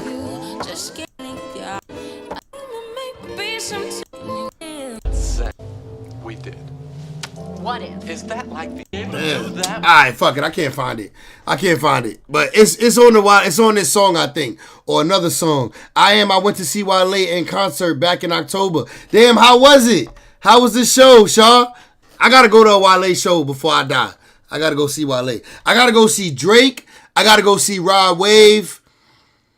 I gotta go see Wale, and I gotta go see J. Cole in concert before I die. You just have to have faith and pray. And Tory Lanez, when Tory Lanez free, as soon as Tory Lanez come home, his first concert, I don't care if it's in Canada, I'm going to that shit. I'm vlogging it. Y'all coming with me. If I got the live stream joint, if I got the live stream setup thing by then, well, I'll take the live stream shit with me to the concert. If not, I'll vlog it and post a vlog. But I'm going to the first Tory Lanez show when he come home. Hopefully it's way sooner than we think. Pray every day.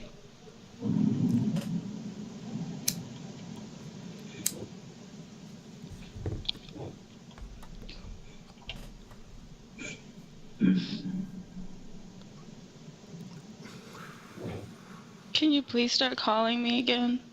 Nigga never told her he love her.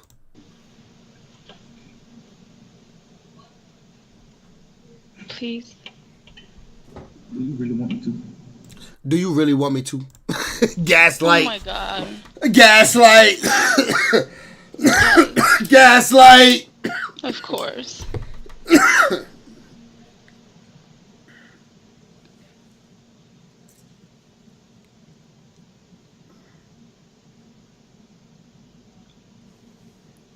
Yeah, I do.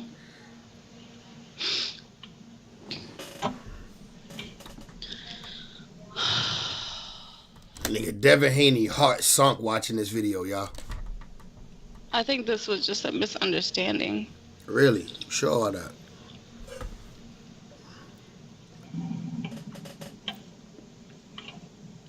Do you believe it? That was a misunderstanding? Yeah. I love you. This is what it, oh shit, 88. Yo, you the GOAT, 88. That's why. This is your I man. mean, if anything What is it? I'm trying, where the skit at? happened and we couldn't be friends the way we are now, Right here. that would really be bad. Devastating. Because this is very good. So is that part?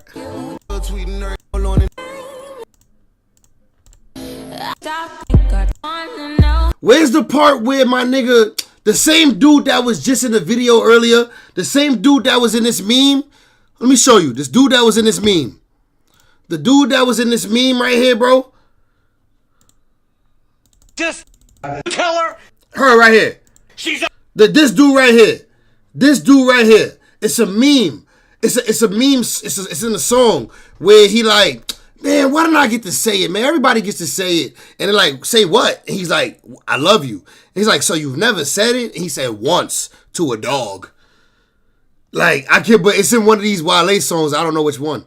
It's one of them though. the goddamn whore. But it's this dude right here though. I think it's him. I think it's him. Where was we, y'all? Right here. I miss you.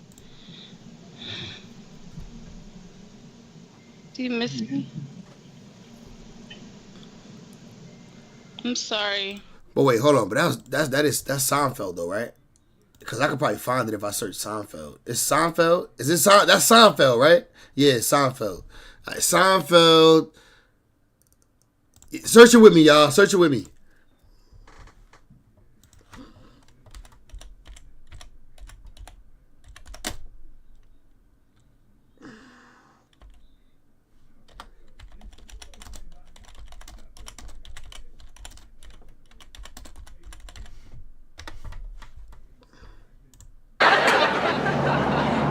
I'm sorry, Jerry. Gee, I just didn't expect it from the way you... Thursday night. That's not this one. Bro, I ain't gonna lie. I'm a corny nigga. I like a lot of white shows. Anyway, thinking of making... I came... 50. That return. 50-50. Right here, here you go, here you go. Are you? Well, that's a big move, Georgie boy. Are you confident in the I love you return? 50-50. 50-50? Bro, you ever had this conversation with your homie back in the day? He way too old to be having this conversation, but back in the day with your homeboys, like, before you tell a girl I love you, you start pondering like, damn, I think I love this bitch. Yeah, I think I love this girl. You start telling your homie like, yo, I'm about to tell her I love her. I think I love her. And then that's when you start having this conversation right here. Because if you don't get that return, that's a pretty big matzo ball hanging out there. I just gotta say it once. Everybody else gets to say it. Why can't I say it? I just gotta say it once. He never told a girl I love you. Look how old this nigga is. He balding and never got to tell a girl I love you, bro. Like, when I was a kid watching this shit. What, you never said it? Once to a dog. Once to a dog. He licked himself and left the room. Yo, these my shit. Listen, man. I'm seasoned, bro. I like a lot of different shit. You feel me?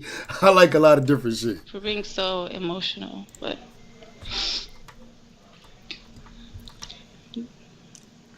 I've been crying like all the time. I cry all the time.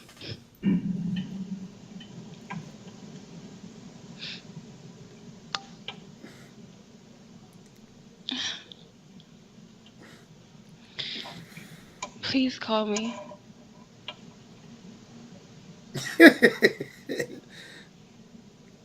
Okay? Yeah. I love you. Oh, shit. He said it. He said it. He said, I love you. Listen, y'all.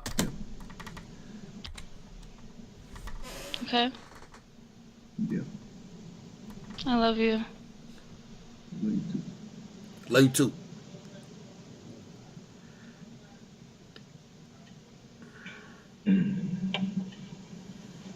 Do you forgive me?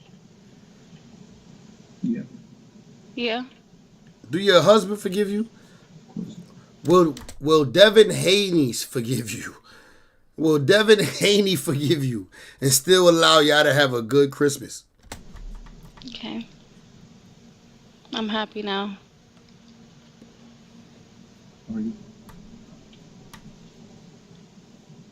Just call me later, please.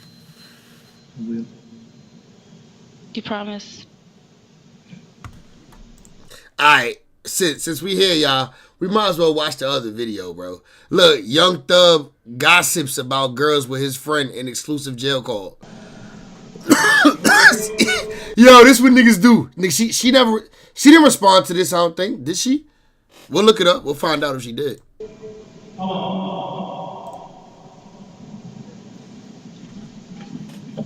Look at that smile. Look at that smile.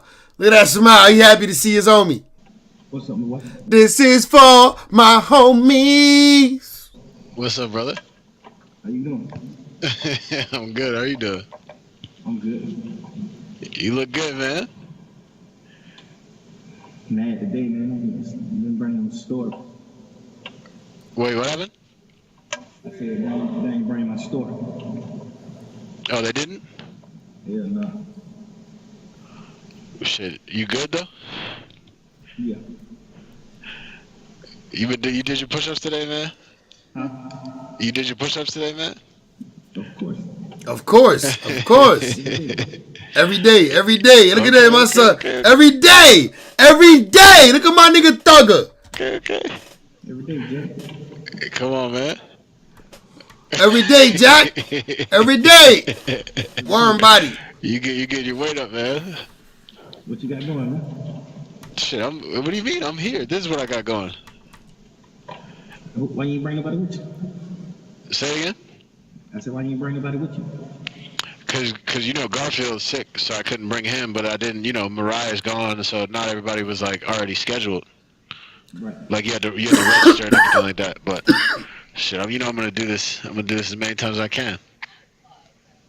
Hopefully not too many times. Right. Hopefully Thursday be the last day. Right. Right.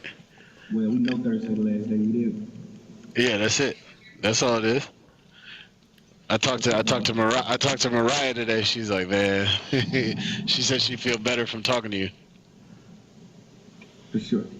For sure. You got her in her feelings, man. You say, yeah, they married in 2023. So I'm sure they was together in 2021 then.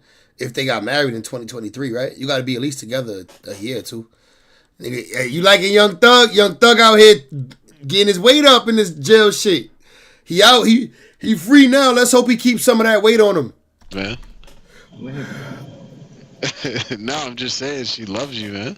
Oh, for sure. Like, overly. So for sure. Yeah, like, too much. Sometimes too much. What, like it scares you how much?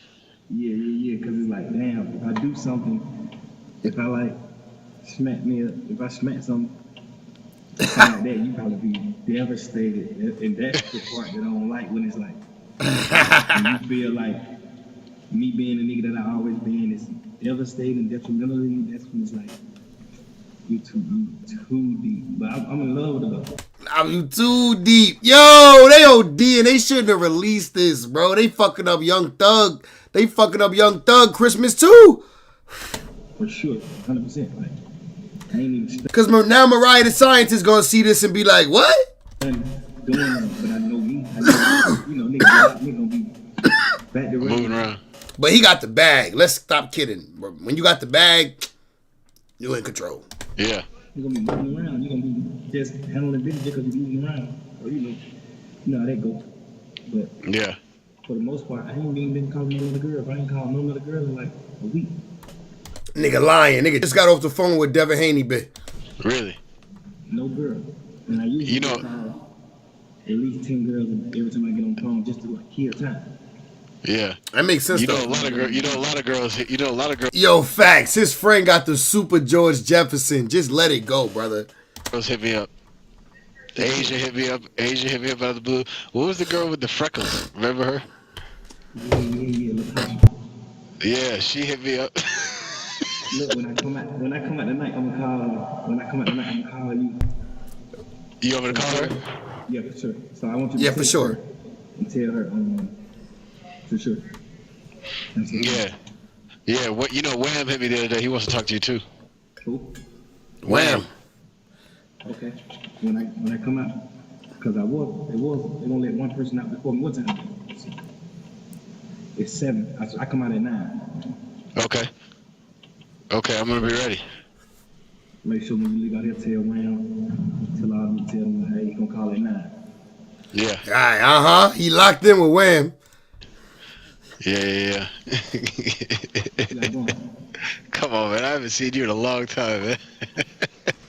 You got to send me in jail, bro. Like, it's all good.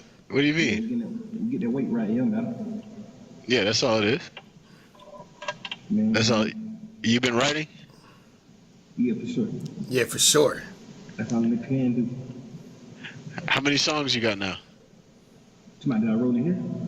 Yeah, like how many you wrote in there?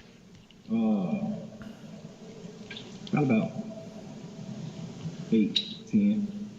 8 to 10. All right. I don't like writing music. I be like, I like to go through the motions. I like to make my mind stronger to the point where when I get out, I want to remember this instead of me japping this down and, you know what I'm saying, having it like I already figured out. I want to like go through the real like remembrance. Like I want to just sit in the house dark while we vibing the beats and I just remember these moments. All right, well, that's what Thug is doing right now. So, right, everybody who like, yo, why Thug not releasing no music? Where the new music at? Why Thug not releasing no music? Right now, he just getting his shit together. He said when he come home, he just want to sit with the beats, take some time to remember, then really put the music out. So, that's what he doing right now. Let me read the chat. Chat said, his friend needs to shave his head. Facts. Why does he have his shirt off during this call with his friend? Cause he a jail nigga. He, at this point, nigga's shirt always off. The friend ceiling is definitely missing. He needs to let it go instead of trying to save them sides. Yo, he trying to save the sides. Instead of me having these moments written down, you know what I'm saying? He got the well, we're moving on up. That's the moving on up. That's the moving on up. He got the moving on up roof. Right. So I don't be trying to do too much like write music. So I just really write whenever I dream about something or I think about something, and it's Bro, nigga said LeBron 3.0. like a spectacular dream when it's like when it's you know what I'm saying? Yeah. When it's one of them type of dreams, when it's one of them, that's when I write. Other than that, like all this, I want to like refill it when I'm out of here. Right.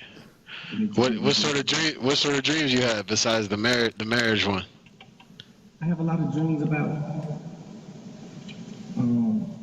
death, not me. It's just like I had a dream one night that a nigga was mugging me in the club, and I peeped it, and I left out the club, and I went to the car, and he left out the club and went to the car, and then when he came up, he was on camera getting out the car, and he was tucking a gun. But I was on camera getting the phone out the car. It was a weird dream, but when we got in the club, he was like, "Yeah, fuck nigga, you know what's up." Then when I turned around, I see him like reaching, and then I just pulled out fast. And then I ran in the club like, "Hey, come on, let go. Got out my feet, we left. But the dream before that, I dreamed that I was sitting in the house arguing with Duke about some pants. Like, man, why they keep putting on my pants? And he threw the pants at me, and the pants like hit me in my face. So I like rushed him and hit and punched him, kind of like in his chest though, because he leaped back. So my punch ended up hitting him like right here, and then in his neck and his chest. Boom. So he fell into the wall. And then soon he got out the wall, he was about to rush me. And we heard a woo. What the fuck? When you look out the front window, the police outside, people, it's late at night though.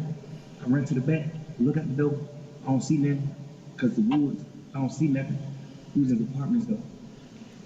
I ran out the back door. Soon I ran out the back door, you see all the police lights coming out the woods. Don't move. Yo, this how dreams dead ass be. Don't move. All us ran out the door. So like when I got close to a police, I jumped over him. And he tried to grab me out of the air, but he was already linked down, like trying to come up the hill, because it was in some apartment, and then it was a big hill like that. Right. So I was like right here, finna go down the hill, and the police was coming up the hill, but they was leaning down, and I like jumped over him. Oh shit. Boom. Now I'm behind all the police. So I just keep running. And then I woke up right after that. And then the next dream, I dreamed that somebody got killed. Yo, imagine having a dream. Imagine having a dream that you got away from the police, only to wake up from that dream and be in jail. Nigga. The fuck? Having a dream.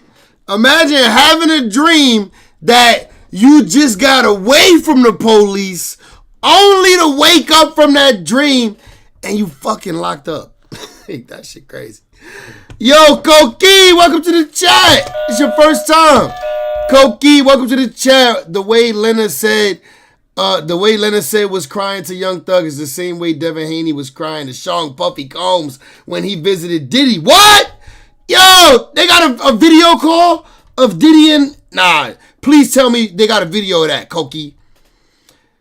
Charmaine said, pulled up to the scene where my ceiling missing. 2 Chainz. Pulled up to the scene where my ceiling missing.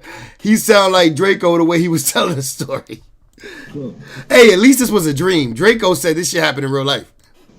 My nigga's Soulja Boy a legend though. Chill, not too much on some Big Soulja. Big Draco, Charmaine. He a legend. So that's Big Draco, the big Paru. I think I dreamed backwards. Because it'll be somebody get killed in the club first, and then it'll be the police bust the house. Right. Yeah. Right. I had them dreams. I had a dream that I was riding on the expressway with a girl, and you was on the expressway on a motorcycle. And I was like, and the girl said, "This your manager." And I turned and looked, and you was on a motorcycle. And I rolled down the window like, follow me.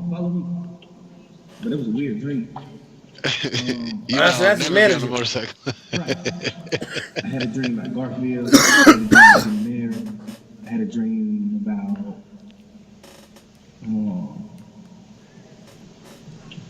I don't remember the dream I had, but I remember one Bless. dream.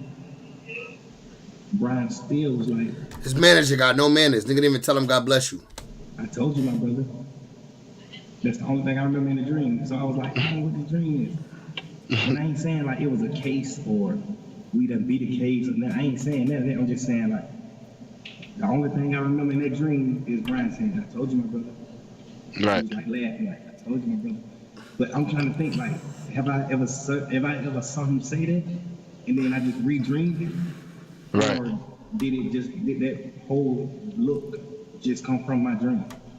So Right. I tell him that because I'm like, he might be like, yeah, you know. So I feel like I need to tell him that. Right. I had a dream that Garfield took my cat. I had a dream Garfield took my cat and then we never heard from him again. The fuck? You said you took your cat and what?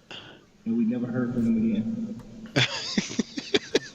Like stupid dreams. I be having like little stupid dreams, but last night, what I dreamed? I dreamed me and Pluto got to arguing. I dreamed that I got to argue. I dreamed that I was going to see Pluto, and I had a girl. I had Arm with me. Mm-hmm. But I told Mariah the dream, and I was like, man, I forgot who the girl was I had because I just didn't want to lie to her. This nigga said Garfield. I was like, I don't remember. But I said she was brown skinned. Like, so when you name your homie Garfield, I'm assuming he fat. Assuming he a fat cat. He's smart. Alright, get to the good shit. I'm saying, what you think I'm doing? Where the hoes at? Talk about the hoes.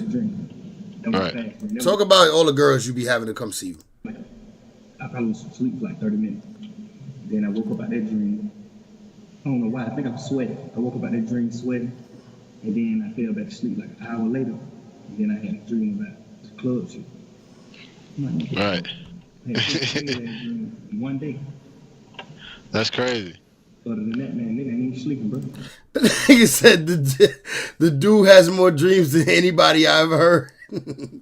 Yo, it'd be hard to remember your dreams, no lie. It'd be hard for me to remember them. What else you been reading in the Bible? Man, you ever heard of this thing called Footsteps in the Sand? No. Okay, so it's this thing called Footsteps in the Sand. And it's about this person who believed in God, who was a strong believer. And they was going through like a detrimental time, and they was walking. They had to walk. So they was walking along the shore, and they was walking in the sand. And then he started questioning God, like, man, where's God? Like, God, I thought you walked. I thought you would, like, be with me through these hard times. He ain't stopped believing. He was questioning.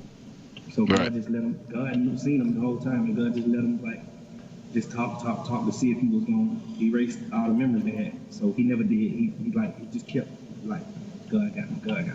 But he did start questioning the belief. He really did. And then he got really mad, and he stopped walking. He like, I don't want to hear nothing else about God. God ain't walking with me. It's only my footsteps in the sand. It's only my footsteps in the sand.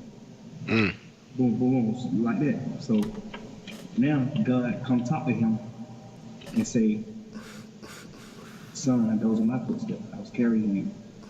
Oh. Right. That's fire. Oh, that's fire. Right. That's crazy. That's crazy. That's a nice little, I like that. Did you ever hear the thing like a man who was like lost at sea? He was like lost at sea and he was asking for God and like all of these like. Alright, we're going to fast forward a little bit. Using your tongue in vain, not even knowing. Right. Your tongue raw, and you think you walking. Right. I'm carrying you, nigga. Wow, that's tough. What did that mean to you? Like, what did you take that as? Like, I just took it as like the overall thing is don't question him. Right. The second thing is the first thing is don't question him. The second thing is you stop using your tongue. Your tongue is powerful. It's very powerful. And because the whole time God was with him. Right. And you just using your tongue in vain, not even knowing. Right. And it just made me be like, man, you got to just be quiet. Sometimes just be quiet and you'll notice it. Right. Just be quiet. Just relax. And Right. you'll notice it. You know? Just relax. So, yeah, relax. Like, the first thing is, okay.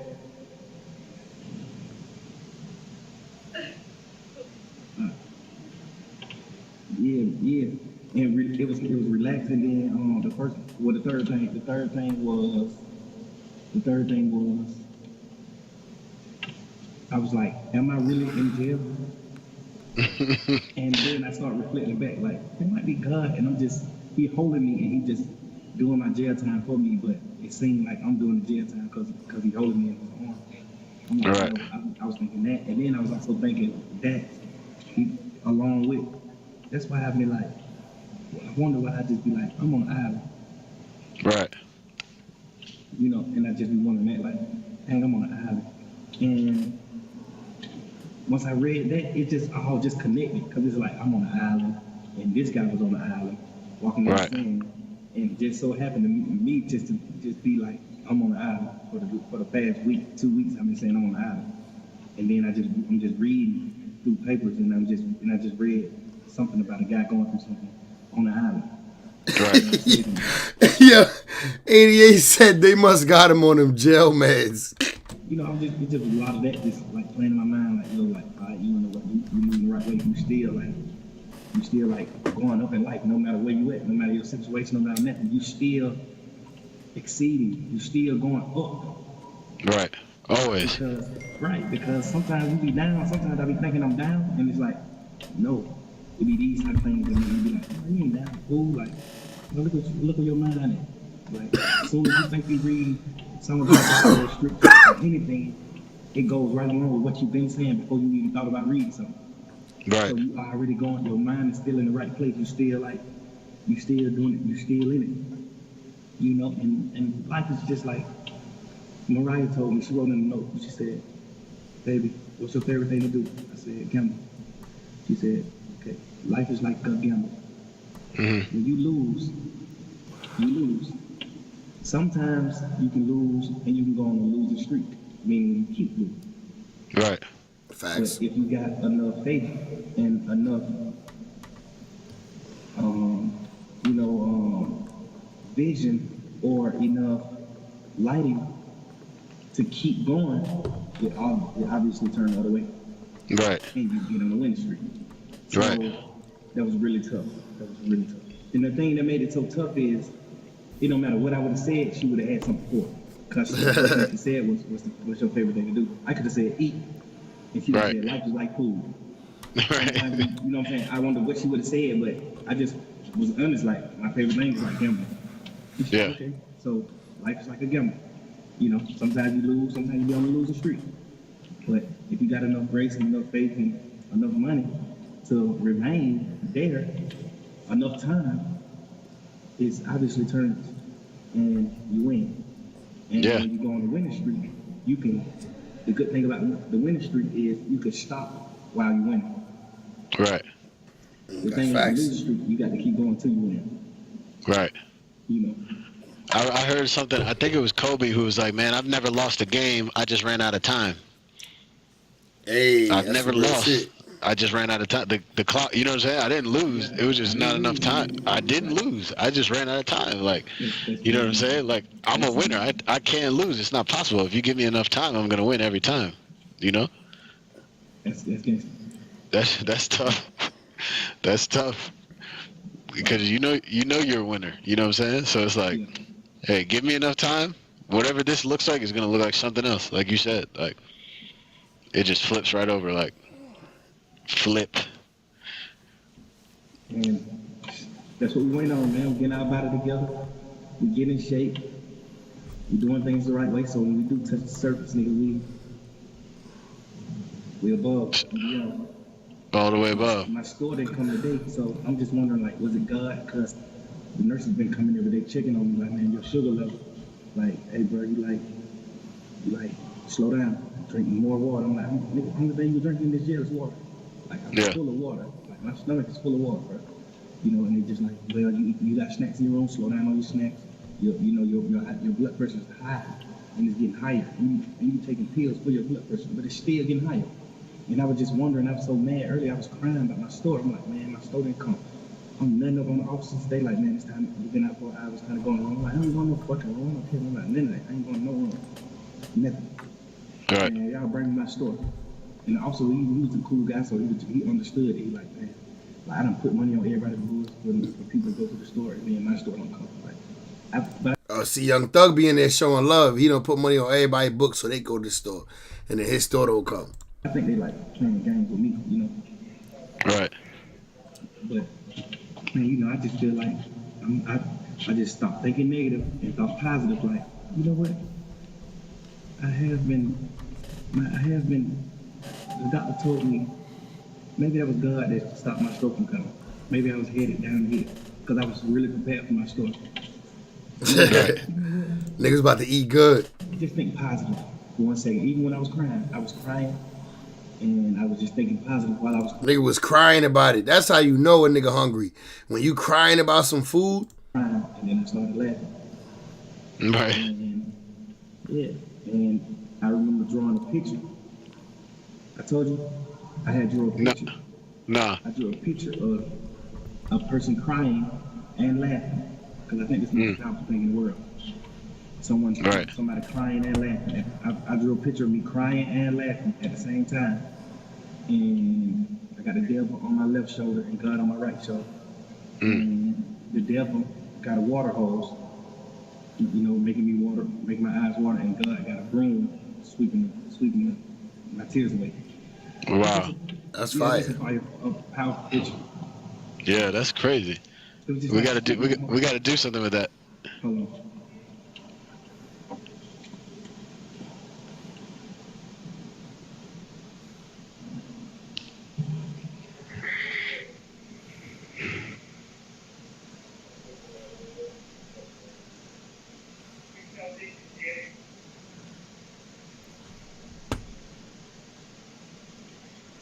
Oh, you got the picture.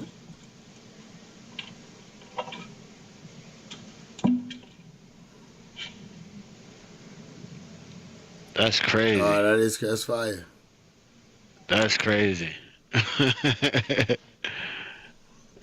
Nah, the art, the person that they, I know somebody could take this and make some fire artwork with it. We gotta do something with that. For sure. I just drew it. Kind of look like Heavy. That's crazy. Except he don't look like he's starving to me. 88.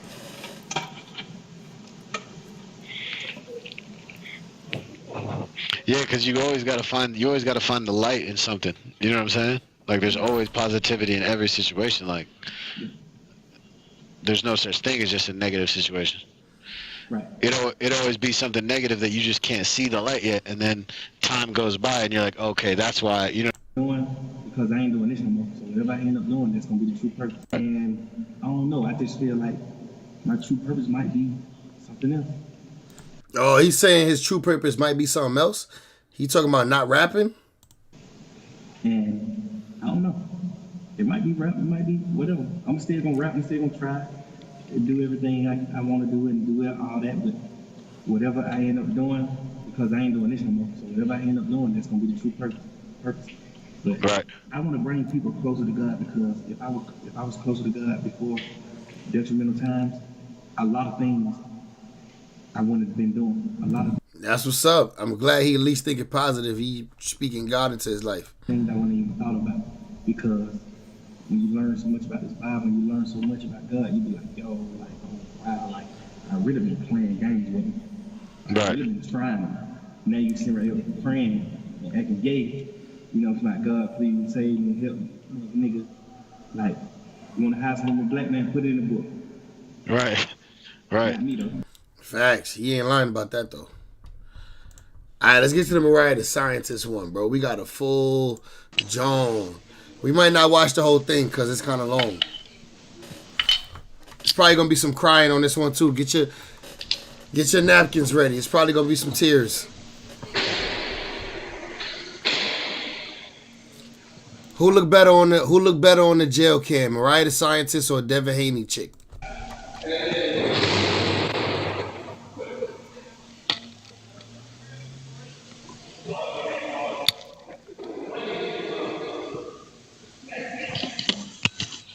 What up? Can you hear me?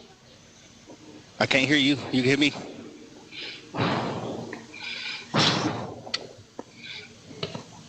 What's the matter with you? I love you too, P. You can't read my lips. Yeah, a little bit. I should learn sign language. I should learn sign language.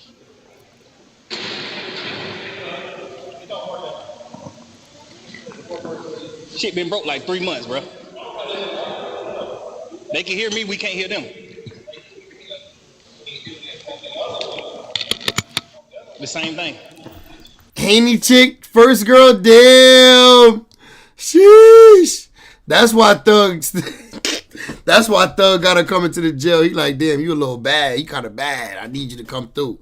I love you, Mariah, but I gotta have Devin Haney wife too. Nah, I can't hear them on the other one. They can hear me though. Yeah, it was the opposite way, but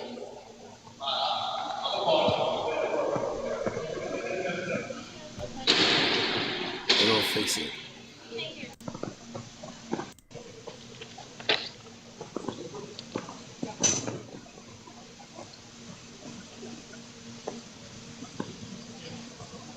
right. She cute too. How she writing her little notes? That's cute. Oh. That's fire. That's fire. It shouldn't come over the skin. What is he talking about? It shouldn't come over the skin. It shouldn't come over the skin.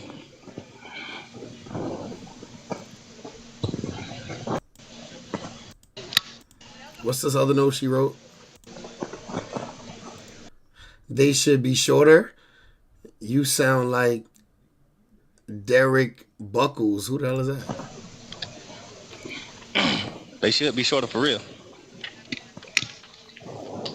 Like when y'all wipe y'all butt, the tissue don't break. This nigga nasty.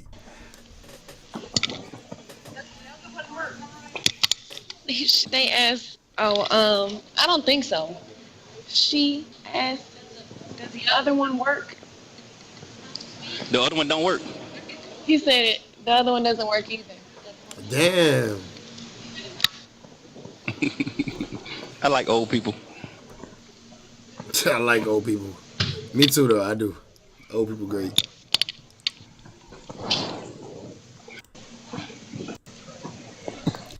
What she said? I told her make them shorter. She says my skin is long behind the nail, but I'm gonna end it anyways. Cut it anyways.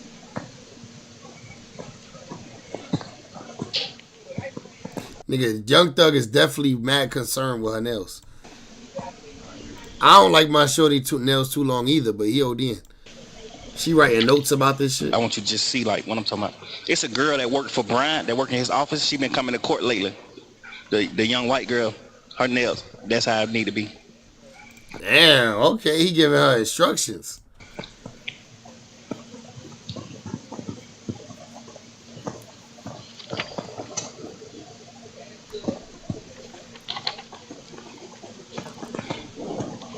Some things you can say, baby, I can read. Read your lips. No, you can't. You put up with you, baby daddy. What's up? What's up? Yeah. You can't read lips. Say it again. You can't read lips. I do a little bit. Not y'all be too far in the courtroom. Y'all let be too far away. Like yeah. Put this nigga on a regular phone. He might like her more though. He's smiling way more with her. Facts. You right about that. Yvonne, you right. This is girl though. He better be smiling more with her. Alright, let's get them on a fucking whole phone. It's gonna be like this the whole time. We gotta read notes. Hey, goddamn. First of all, the amount shit we done had to do to make this jail shit work is crazy.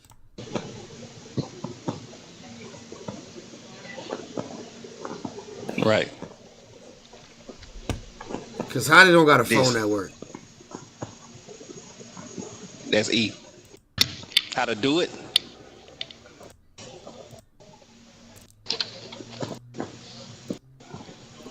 Nah, we ain't watching this whole shit if they writing notes.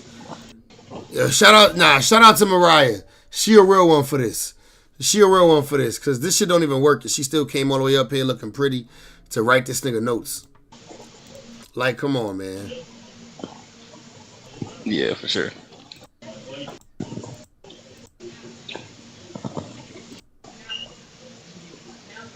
That's a kissy face? Bruh, that's crazy. They got them on a one-sided phone. That's disrespectful. Like, that's disrespectful. Dr. Umar doesn't believe Luigi Maggioni is behind the healthcare CEO murder and explains why. Y'all want to get into that, or y'all want to get to some of these other videos I got? I got some crazy badge cam footage joints. Shout out to EWU body cam. Let's get into this one first, bro. I'm like, Junior, what? Killer chases victim down and murders him in broad daylight. What? He said, I done killed them. And my heart dropped. I said, what are you talking about? Where are you? He said that he cut him up with a machete. Guests at the Country Inn and Suites in Bedford, New Hampshire are settling down for a quiet evening indoors when the peace is suddenly shattered. As investigators gather the facts, they're unaware of another utterly harrowing secret hidden inside one of the hotel rooms. The following report is based on police records, and most of the footage has never been seen before until now. Please note that while the following CCTV footage is intense, it does not show anyone being physically harmed or injured. Shortly after 4:30 on August 21, 2021, two men check into the hotel. The one on the left is 28-year-old Nathan Cashman, and the other is 42-year-old Theodore Lucky. While nothing seems amiss at first glance, one of these men harbors murderous thoughts about to be unleashed. And I mean, from the time I seen this guy, I don't know, I just had a bad feeling about him. Creepy. Minutes after this encounter, a witness in room 312 hears hair-raising cries from the hallway on the third floor. It sounded like a man screaming at the top of his voice, help me, and several times, 3 or 4 times. And then I heard somebody, it sounded like footsteps following him, behind him. And then I heard silence, but I heard like banging, like somebody was hitting the walls on the hallway a couple times. Then it was silent. And this is all things that you heard? I heard, yeah. Did you see anything? No, I was not going to open the door. Okay. Although most witnesses... I was not going to open the door. I don't blame you, brother. He was like, I ain't trying to get murdered too. Stayed inside their rooms to avoid the danger. The hotel security camera captured the unfolding violence. A witness staying in room 218 notices two men at the end of the hallway engaged in an altercation. And when I got off the elevator, there was two men at the end of the hallway, one of which was beating one man with the hose of a fire extinguisher. And when they heard the elevator ding, they turned, and one guy was screaming, "Get the police," and the other guy started moving toward me that was beating him. So I ran to my room as quick as I could and got in with my key, and then I called the main desk about 8 or 9 times and couldn't get through, and then about 10 minutes later, I had police knocking on my door. Photographs taken of the crime scene show glimpses of this encounter near the second-floor window as guests struggle to avoid the bedlam. One of the witnesses describes a desperate decision Nathan was forced to take in a panicked attempt to save himself. And when I came out, I look up. I said, oh, man, this dude jumped out the window trying to save his life. You know what I'm saying? There's blood all on the window. The frame of the window's on the ground right there. And then that's when the other maintenance guy that's here was sitting in his car. I went over and told him, I said, man, did you see that? He said, no, I didn't see nothing. I was down on my phone. I said, man, look, dude just jumped out the window. 2 minutes later, at least 2 minutes later, there's a white guy running around the corner. And then all of a sudden, the guy came behind him with the black guy with the red hair had a machete in his hand. And he whacked him in the back of his head right before he went in and put like another gash of many gashes that this guy already had on him. So he... Damn. Yo, machetes is deadly. Goes in, and I'm like, oh, man. As Theodore chases Nathan back inside the hotel, another eyewitness recounts what he observed inside the lobby as the assault nears its gruesome conclusion. The two people came blasting in through the door, and the one in the front, the other guy was chasing, was saying, please help, please help. I saw the guy hit him once, and then we just got out of there. That was the last thing we saw. Security camera footage further underscores Nathan's desperate struggle to escape the malicious assault as witnesses... Yo, he should have been calling the police. This dude right here, standing here with the blue shirt, should have called the police. He see him chasing him with a machete. Look, he see the machete. He see this dude chasing this dude with the machete. Saw the guy hit him once, and then we just got out of there. That was the last thing we saw. Security camera... Like, look, you supposed to now be leaving and calling the police on your cell phone. Camera footage further Because you won't even want to be in the building while it's a nigga running around with a machete. Fuck your job at this point. You don't even want to be in a building while it's a nigga running around with a machete like this. So, you were supposed to see that, leave. Once they move and run past you, leave the building, get on your cell phone, call the police. Like, you fucking, like, come on, man, help this nigga. Underscores Nathan's desperate struggle to escape the malicious assault as witnesses look on in horror. As Theodore continues his relentless attack against Nathan. He stay there and get on the phone. Nah, nigga, he might come for you next. He might see that you there as a witness and come try to chop you up. You better run. Nathan, the front desk clerk inexplicably puts himself in grave danger while he's on the phone with a 911 operator. While it may seem that this... He put himself in grave danger. Should have left, nigga. Call on your cell phone. Situation is coming to an end. Theodore is just getting started, and another horrifying discovery remains to be uncovered behind... Now they in here.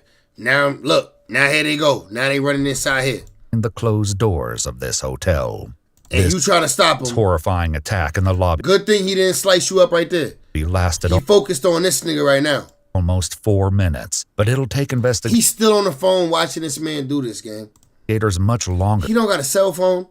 ...to uncover the reasons behind such a cruel assault. 12 minutes later, the medical team arrives to check on Nathan. Paramedics note a deep laceration across Nathan's neck, suggesting that his throat had been slit, and declare his death. Unsurprisingly, a medical examiner will later note in the autopsy report that Nathan died from multiple chop wounds of the head, neck, and body. As Theodore flees the crime scene, officers are unaware that they're about to receive a lead from an unlikely location over 250 miles away. What's going on? My wife just got a call from her son. Okay. He just killed somebody in New Hampshire. Okay, he just got out of prison, apparently, and it's been back and forth down here. She come home, she's all upset. I'm watching the game, me and my cousin, she blew my high. She tells me... She blew my high. Junior just killed him. He did just say that? She blew my high. Yo, he did just tell the police she blew my high. She tells me Junior just killed someone. Where the hell is Junior at? He's in New Hampshire. I talked to him on the phone. Sure it was him? I'm positive it was him, okay? And he's telling me, Dad, I understand, and I'm talking to him, telling him what not to do. Hey, I understand what's going on. He'll get killed tonight, okay? Because they're looking for him. More officers from the Asbury Park Police Department in New Jersey arrive on the scene, and Theodore's mother, Vivian Brown, relays vital information. I got a phone call from my son. He was hysterical. He was cussing, and my son don't cuss around me. He's like, Mom, you was f***ing right. You was f***ing right. I'm like, Junior, what? He said, I done killed the mother. And my heart dropped. I said, what are you talking about? Where are you? He said that he cut him up with a machete. That's definitely him. At some hotel or somewhere. And I was like, where are you? Where are you? He said, I'm in New Hampshire. I don't know where I'm at. I said, well, whose car are you driving? I don't know. Mom, I'm lost. I don't know. I'm just going to tell you. I'll just tell you that I love you. I'm saying goodbye to you. I'm going away for the rest of my life. I don't give a damn. He's dead. I'm covered in blood. I don't know. Yeah. As New Jersey officers dispatch this information to the New Hampshire State Police, Vivian shares more about Theodore. He just got out of prison Mother's Day weekend, May the 7th. Has he ever acted out like this before? That's why he was in prison the last time. According to online reports, Theodore was convicted of sexually assaulting a 13-year-old minor in 2004, and in 2012 he pled guilty to 2 counts of kidnapping and served a portion of his sentence in the Northern New Hampshire Correctional Facility, where he met Nathan. Do you know anyone by a Nate or a Nathan? He just got out of prison too. Okay. Evidently they were lovers in prison. Shocked by what their son has just admitted to doing, Vivian has reached her emotional limit with Theodore. I understand. I'm not. Honey, as long as he's alive, I will look after him. Okay? When he took that boy's life, he should have took his right along with it. That's the way I feel about it. You don't go around here killing nobody. I don't care what the... We don't condone self-injury, man. We don't condone homicide either, but we definitely don't condone self-injury. They do to you. You don't take nobody's life. I understand that. You don't do that. I just don't want him to die for being stupid. He took someone's life. I don't want to hear that. He should have took his life right along with it. If he wanted like, what the hell? Where'd she get this principle from? to take somebody's life, he should have took it. Theodore's parents and the officers don't know yet that this is only a part of the crime he committed that day. Soon, a call comes in that changes the entire dynamic of the situation inside the apartment. Hello? He turns himself in. He's getting ready to walk in. Junior? Yes, Mom. Why, baby? Why? I love you, Mom. I love you too. Where you at? What police station you at? What police station is this? Bedford. Yeah. I took somebody's life, Mom. I did it.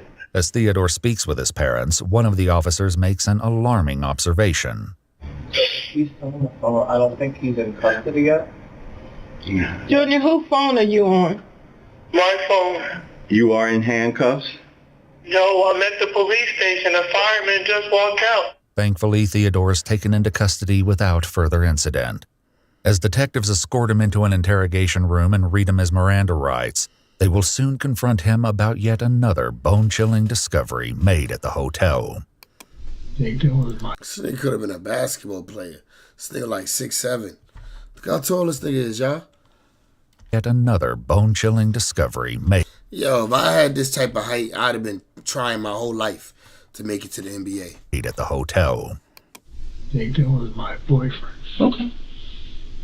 All right. How long have you guys been dating? Over 3 years. Oh, he's sus. He's definitely gone. You tell me that. You get that information from me, and I'll tell you anything you want to know. I'm telling you the information that I have is that he's deceased. What happened tonight that kind of caused this? I was hurt. Yeah. And you got out of prison a few weeks ago.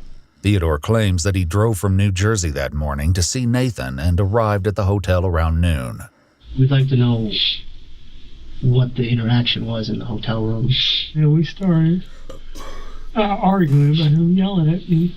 While Theodore shares about the incident, officials also know there's more to his story as they explore the timeline of events.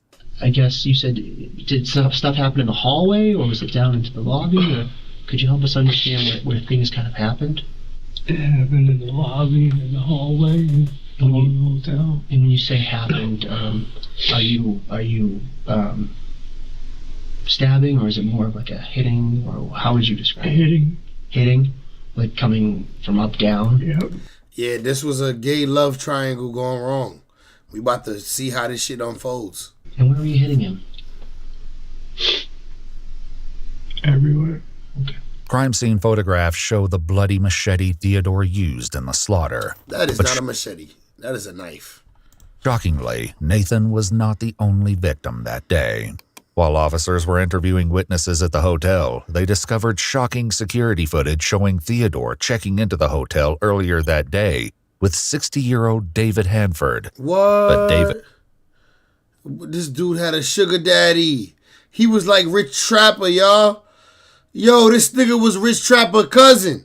Didn't know that he was Rich Trapper, and this nigga both had sugar daddies. Walking into a nightmare. What would really help us is there another person? We ain't calling this nigga Rich Trapper. I think a Broke Trapper. Broke Trapper and this nigga both had sugar daddies. Who's this other person? Later reports state that David is Theodore's ex-boyfriend and has known him for decades. Theodore later claimed that David believed they were at the hotel for a romantic weekend and knew nothing about his plans for Nathan. Who's the other gentleman that you were asking about? Is he... Dave. Dave? Okay. Where was Dave? In the room. So Dave was also in the room? In another room. Oh, okay. Did he come up with you from New Jersey? Okay. As officers started clearing the crime scene, they received information that there may be a second victim. As they cleared the hotel's third floor, they knocked and received no response from one of the rooms. Upon opening the door, officers found David completely incapacitated. So you're in the hotel with Dave, and he is, how is he, he's bound to like the bed or tied to the bed? Yeah. Okay. And did he do that sort of voluntarily, or was that something that you decided to do?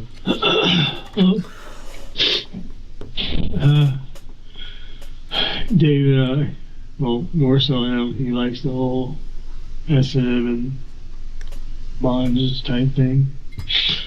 They found David covered in a hotel blanket with a belt wrapped around his neck and clear tape covering his nose and mouth. It appeared he'd been dead for some time. While it's still unknown what prompted Theodore to commit this horrifying act, the eventual answer is something none of the detectives anticipated. Damn, bro. David came to get him some tall black booty, ended up dead on duty. Rest in peace. I told Dave that I was hoping for the best, but preparing for the worst. I told Dave I didn't want to hurt him. I wish that I could leave you in the room like tied to the bed. But because I told you everything, you like kept telling me.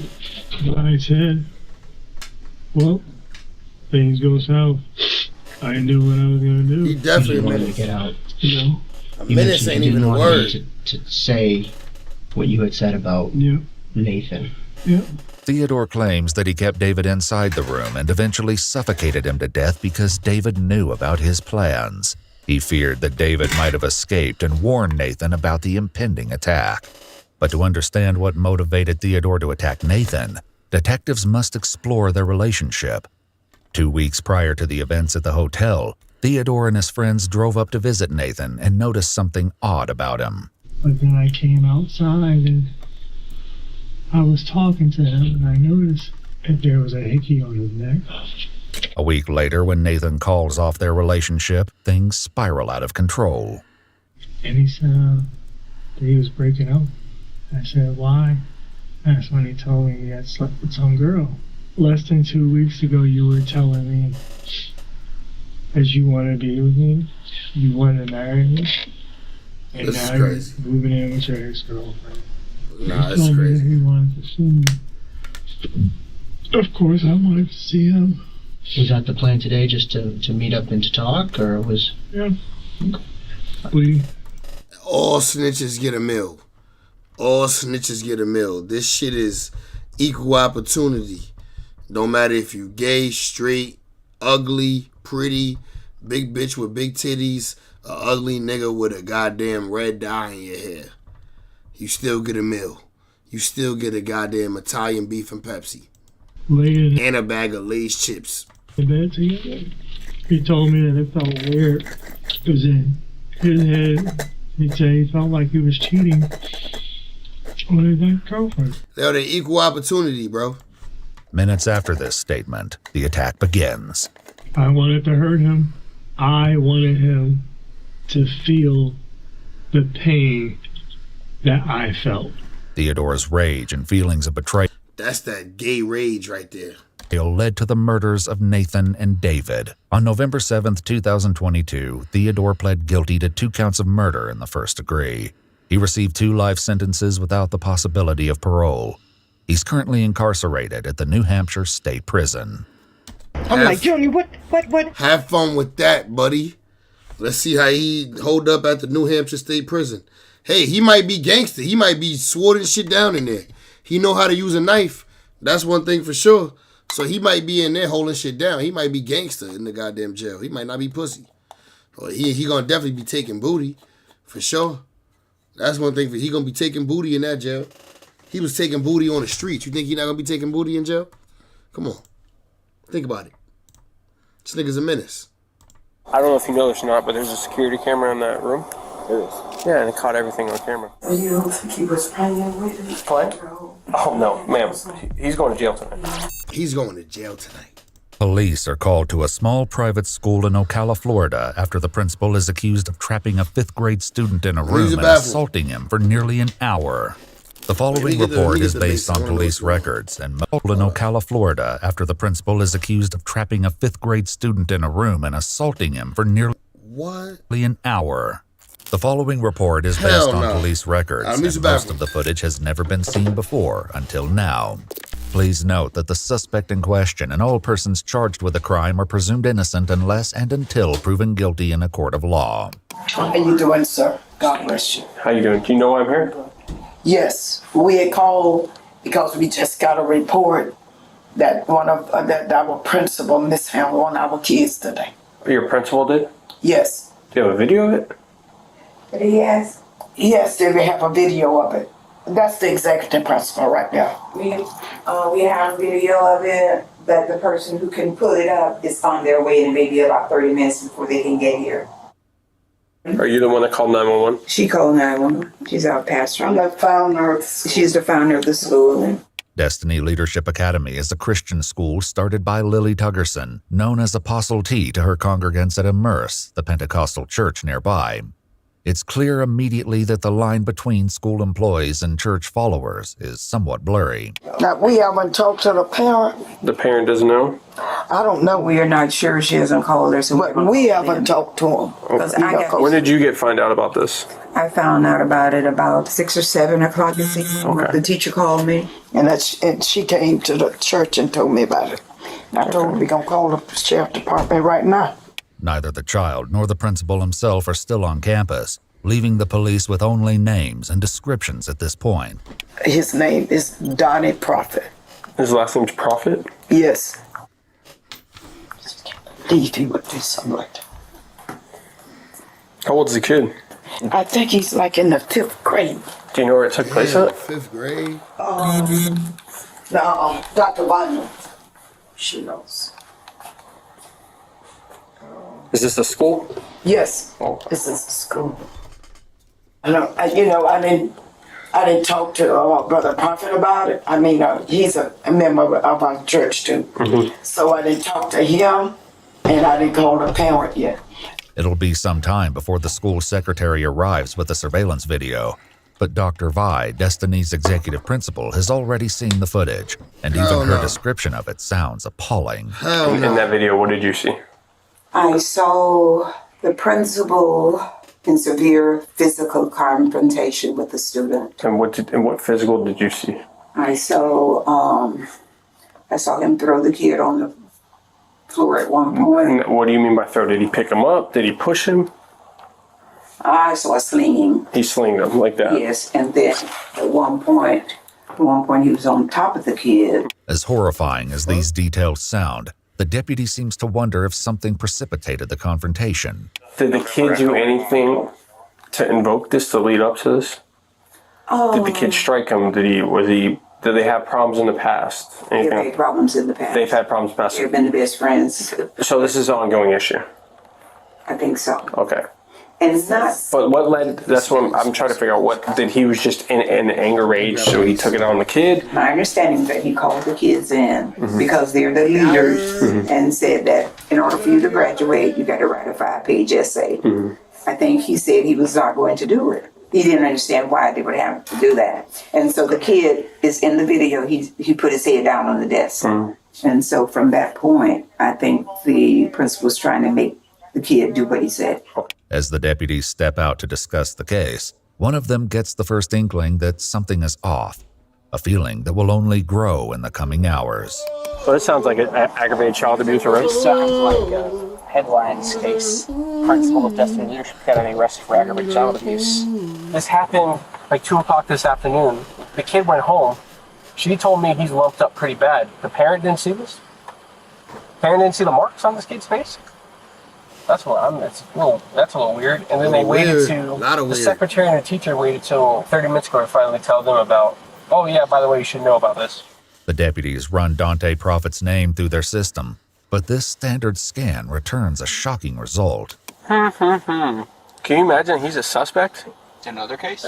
He just got arrested last year. For what? Battery? He got arrested on a warrant last year. He got arrested on a warrant and he's private school. He got arrested for a probation violation, felony, 1 count, attempt to commit interfering with child custody. As stunning as this revelation is, the deputy soon realizes that he hasn't seen the worst of it. Lewd and lascivious molestation. You're joking. Swear. Nah. 10-15? Yeah. I bet they don't know that. I can't wait to tell them. As eager as the police are to share these details with the school's administrators, the reaction they get is nearly as surprising as the news itself. Question. Do you guys do screening before you do a hiring process? We do. Yes, we do. You do? Yes. Well, I just looked up Dante and... Yes, I know. We know where. Do you know of the serious charges that he's against him?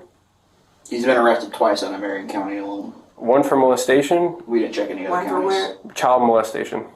Okay, that's the accusation. Yes, that was the accusation. Well, he got arrested for it. Yeah. And then the other one is interference with child custody, felony. Is what? Interference with child custody, felony. What is that? Basically means that a parent or a guardian said, give me my kid, and he said, I'm not giving you the kid. Yeah, he refused to give somebody's kids back. So that means he took somebody's kid, or a kid went with him somewhere to his house or something, and he refused to return the kid after the kid was put in missing. A kid that's not his. Yeah, he's very protected. The revelation that school officials... Yo, what the hell is going on? They sound like they very protective, like y'all protecting him.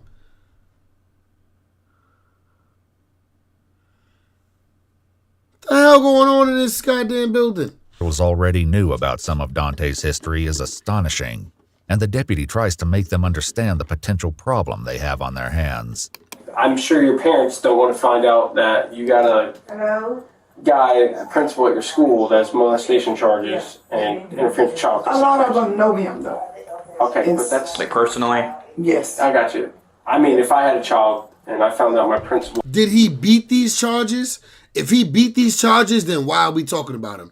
If he beat them, then why are we talking about him? But if he in court for these charges right now and has not been cleared, I'm not fucking with that, bro. But if he beat the charges, then I fuck with him. To me, he innocent. Well, if my children's school, yeah, I'd be freaking out. Right. He knows a lot of them. He's very personable. This part I didn't know about him, so the accusation came. But he mentor like teenage boys and stuff, and help them finish their high school and help them go to college. All of that. The deputy's frustration is mounting, but it seems that school officials have already dealt with some of these concerns.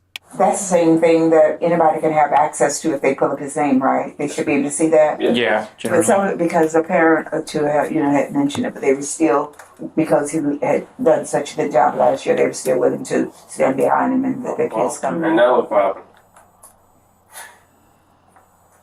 He was not on his meds, that's what I'm going to say. I didn't know he took meds. Yes, he does. What does he take meds for? Hyper, whatever age. Oh, ADHD? Yeah. Oh, okay. ADHD, I'm not beating kids. What you said? I said I got ADHD and I'm not beating kids. The deputy steps aside once again to let his superior know about his accumulating suspicions. And the owner and the head person here all know about his problems. And they're nervous as hell right now because they realize, they know if when I watch this video and it shows what they're saying to me, I'm going to have to go arrest them.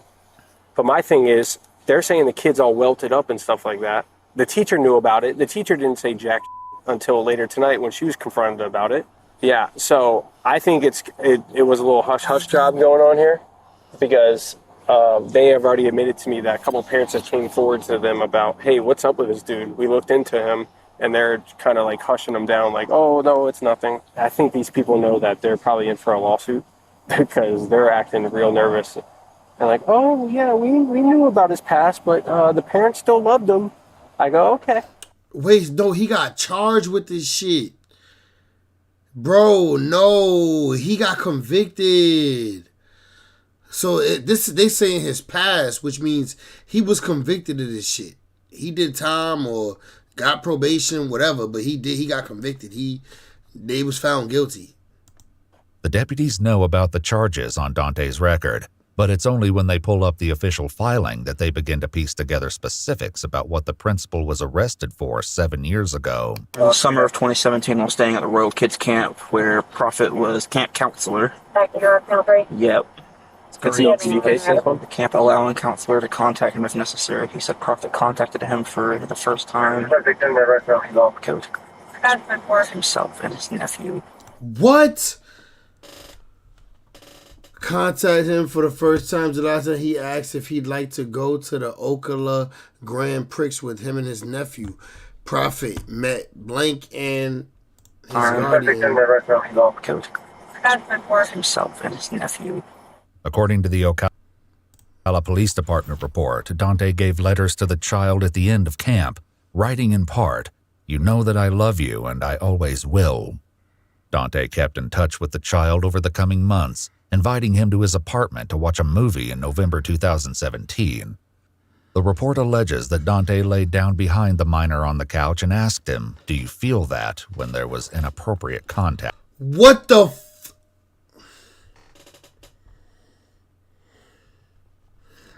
Bro, this shit is nuts, gang. Watch your kids. According to the report. Watch who you let around your kids. Watch who you bring your kids around. Ladies, don't just be meeting any dudes and thinking that they handsome. So that means you could bring them around your kids. Do background checks. Both the victim and Dante were clothed at the time. Awesome. And he's not a registered sex. You shouldn't be sleeping with nobody who you don't know their last name. Once you know their last name, do a background check. Might as well. No, I think he was too young. I think it was fell into Romeo and Juliet. Oh, his age? Yeah.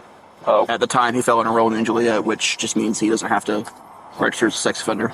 Under Florida's Romeo and Juliet law, offenders who meet certain criteria can avoid the official offender registry, even if they're convicted of the underlying crime. It should be noted, however, that in Dante's case, prosecutors dropped the molestation charge entirely, and the court withheld adjudication on the charge of interfering with child custody. So the charges was dropped. His Prophet organization website credits him with having faced and overcome false charges. So you got one. Faced and overcome false charges.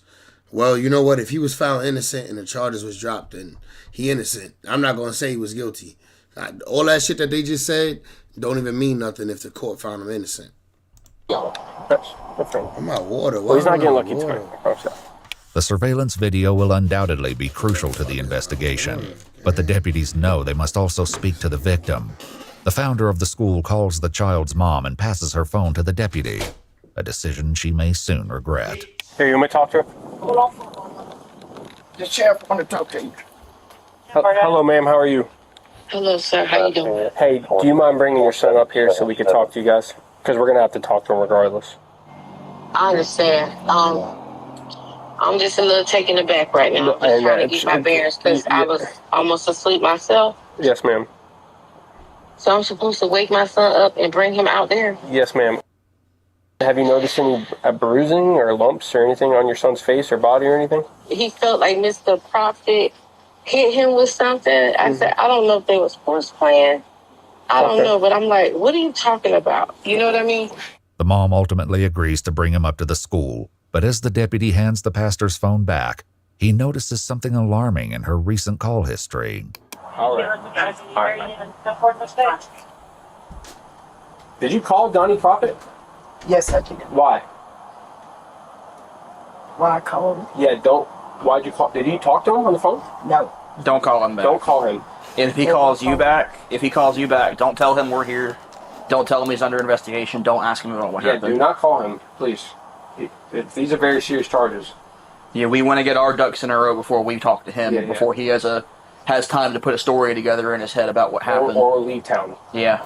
Realizing that the school's other top official, Dr. Vi, has disappeared from view, the deputies track her down to make sure she's not also trying to reach out to Dante. We know she is. Ma'am? Just go ahead. Oh, okay. Oh, she called him twice, and I saw. Wanda Newsom. Wanda, welcome to the chat. Welcome to the chat. How you feeling, Wanda? It wasn't a missed call either. It was an answer because I saw the seconds next to it. Did you? Yeah. She probably called him and warned him.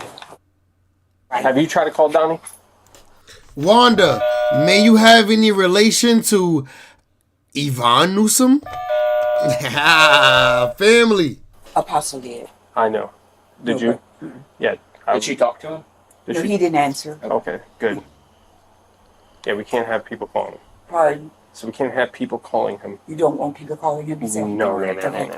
He's got a history of running. While the officer mentions about Dante's history of running, we haven't been able to confirm the basis of this statement from the records we have access to. Before police can think about tracking Dante down, however, they need the full story. The 5th grade victim arrives, giving them their first chance to hear about the incident firsthand. So what happened today, man? What happened between you and Mr. Prophet? The boy begins with a story that matches what Dr. Vise said earlier. He was pulled from class along with a few other 5th grade boys. Soon enough, however, the other boys were sent away and he was left alone in the room with the principal. I didn't want to be in the room at that time. So I couldn't even excuse myself because he wouldn't even let me go through the door. That's kidnapping. Throw you on the ground? He did hit me on the ground. He did hit you? And I don't think like about... Where did he hit you? Well, the thing that hurts the most is inside of my hip. Can I see your hip? Yeah, right here. Like, it's right here. Here, show me it. Oh, Mama! We got Mama Newsom. Mama Newsom, welcome to the chat. Okay. We got Mama Newsom in the chat. Oh, my God. I appreciate that. Merry Christmas to you, your whole family. I appreciate y'all for real. Yvonne, listen, Yvonne, I ain't even gonna lie. I love you for that. You got Mama in the chat. Oh, my God. That's amazing. Pastor, I got you. I'm right here. Go ahead. Right there. Here, show me. He wants you to see. He wants to see. It was like a line, a big line bump. And she was like, it looked like you got hit hard. Okay. I'm like, oh, that's probably Mr. Prophet hit me with that computer cord thing. Yeah. The child's mother says What? that she first... He hit him with a computer cord. She was like, it looked like you got hit hard. I'm like, oh, that's probably Mr. Prophet hit me with that computer. Yo, my mama used to threaten me back in the day. When I would be real bad in school, my mama would threaten me. She said, I'm going to whoop you with the extension cord. But she never actually did it. But she definitely threatened. She said, you keep on acting up, I'm going to whoop you with the extension cord. I got my ass whooped a bunch of times, but not with the extension cord. One time, I was so bad I got suspended, I got my ass whooped fresh out the shower. Butt ass naked with a towel on. Got my ass whooped, but not with no extension cord. Yeah. The child's mother says that she first heard something about the altercation during a doctor's appointment this afternoon. He told the doctor, like, what do you do about all over body pain? Mm-hmm. I'm like, what are you talking about? Mm-hmm. You know, because, well, just all over body pain, like, really it hurts here. And it hurt his hips? Yeah, he said it hurts here. He told the doctor that? He told the doctor on the television. He said. Oh, it was a television? Yeah, it was a television. She was like, I said, well, maybe it's growing pains, because he's getting tall. Do you need anything else to tell us, buddy? Did he touch you? Listen to me. Watch me. Look at Mama. You are safe. Mm-hmm. Oh, I'm gonna make sure of that, Bubba. I promise you that. You are safe. And I will protect you with everything. If there's something you need to say, you need to say it. We will take it, and we will do what we have to do to make sure everything is right, okay? Did Mr. Prophet touch you in any way that is not appropriate? No. Are you sure? Yes, right. What did or didn't happen today will soon be clear because the secretary finally arrives with her computer. And it won't be long before the police realize that this incident was far worse than the descriptions made it sound. Is the video on your laptop? Yes. There's multiple. All today? Okay. You don't need to see it. No, but you need. No, you need to. Go on. Okay, please. The video begins with Dante sitting across from the boy, who has his head down on the desk. The principal gets up and walks over to the boy and begins prodding him, perhaps in an attempt to get his attention. But it isn't long before these antagonizing taunts spiral into something much more chaotic, and the situation soon escalates from chair wrestling into a full-fledged struggle for control. The child is clearly desperate to escape the principal's grasp, but Dante is equally determined to keep the boy under his power. In an almost unbelievable scene, Dante wrestles the boy to the floor and straddles him. What? But even after getting the boy under his control, Dante continues to behave in a way that alarms the deputy. Why is he petting him like that? Why is he what? Petting him like that. He's rubbing his lower back and head. What the fuck? Yes, these women was trying to protect this nasty motherfucker. Well, makes sense for his other charges. Chokehold. Broke out a chokehold. He's trying to give him a chokehold. You should probably watch this. Sorry. I said you probably should watch this. Yes, you should. See what kind of guy you got working around the kids. Remarkably, the altercation is interrupted several times over the course of the video. You have to see where he himself is being aggressive. The kid didn't have a chance. He's aggressive. Man. Or text me your notes with your info. Now, who's this kid? That's one of her kids, and where did she go in for? No idea. Mm-hmm. Did she say I don't even know. He probably told her to go on. At one point, the boy sees an opportunity to escape that he can't pass up, leading to one of the video's most shocking moments. Look at that, look at that, look at that. Oh, there it is. He tried to leave and he just threw him on the ground. Back that up a moment. I mean, it's Back that up a moment. false imprisonment. But although the visuals from the video are hard to watch, they aren't compelling for everyone in the room. So you don't think he was playing with me? The fuck are you talking about? Bro. So you don't think he was playing with him? Bro. They aren't compelling for everyone in the room. So you don't think he was playing with me? Play? Oh, no, ma'am. He's going to jail tonight. Are you serious? It was over now.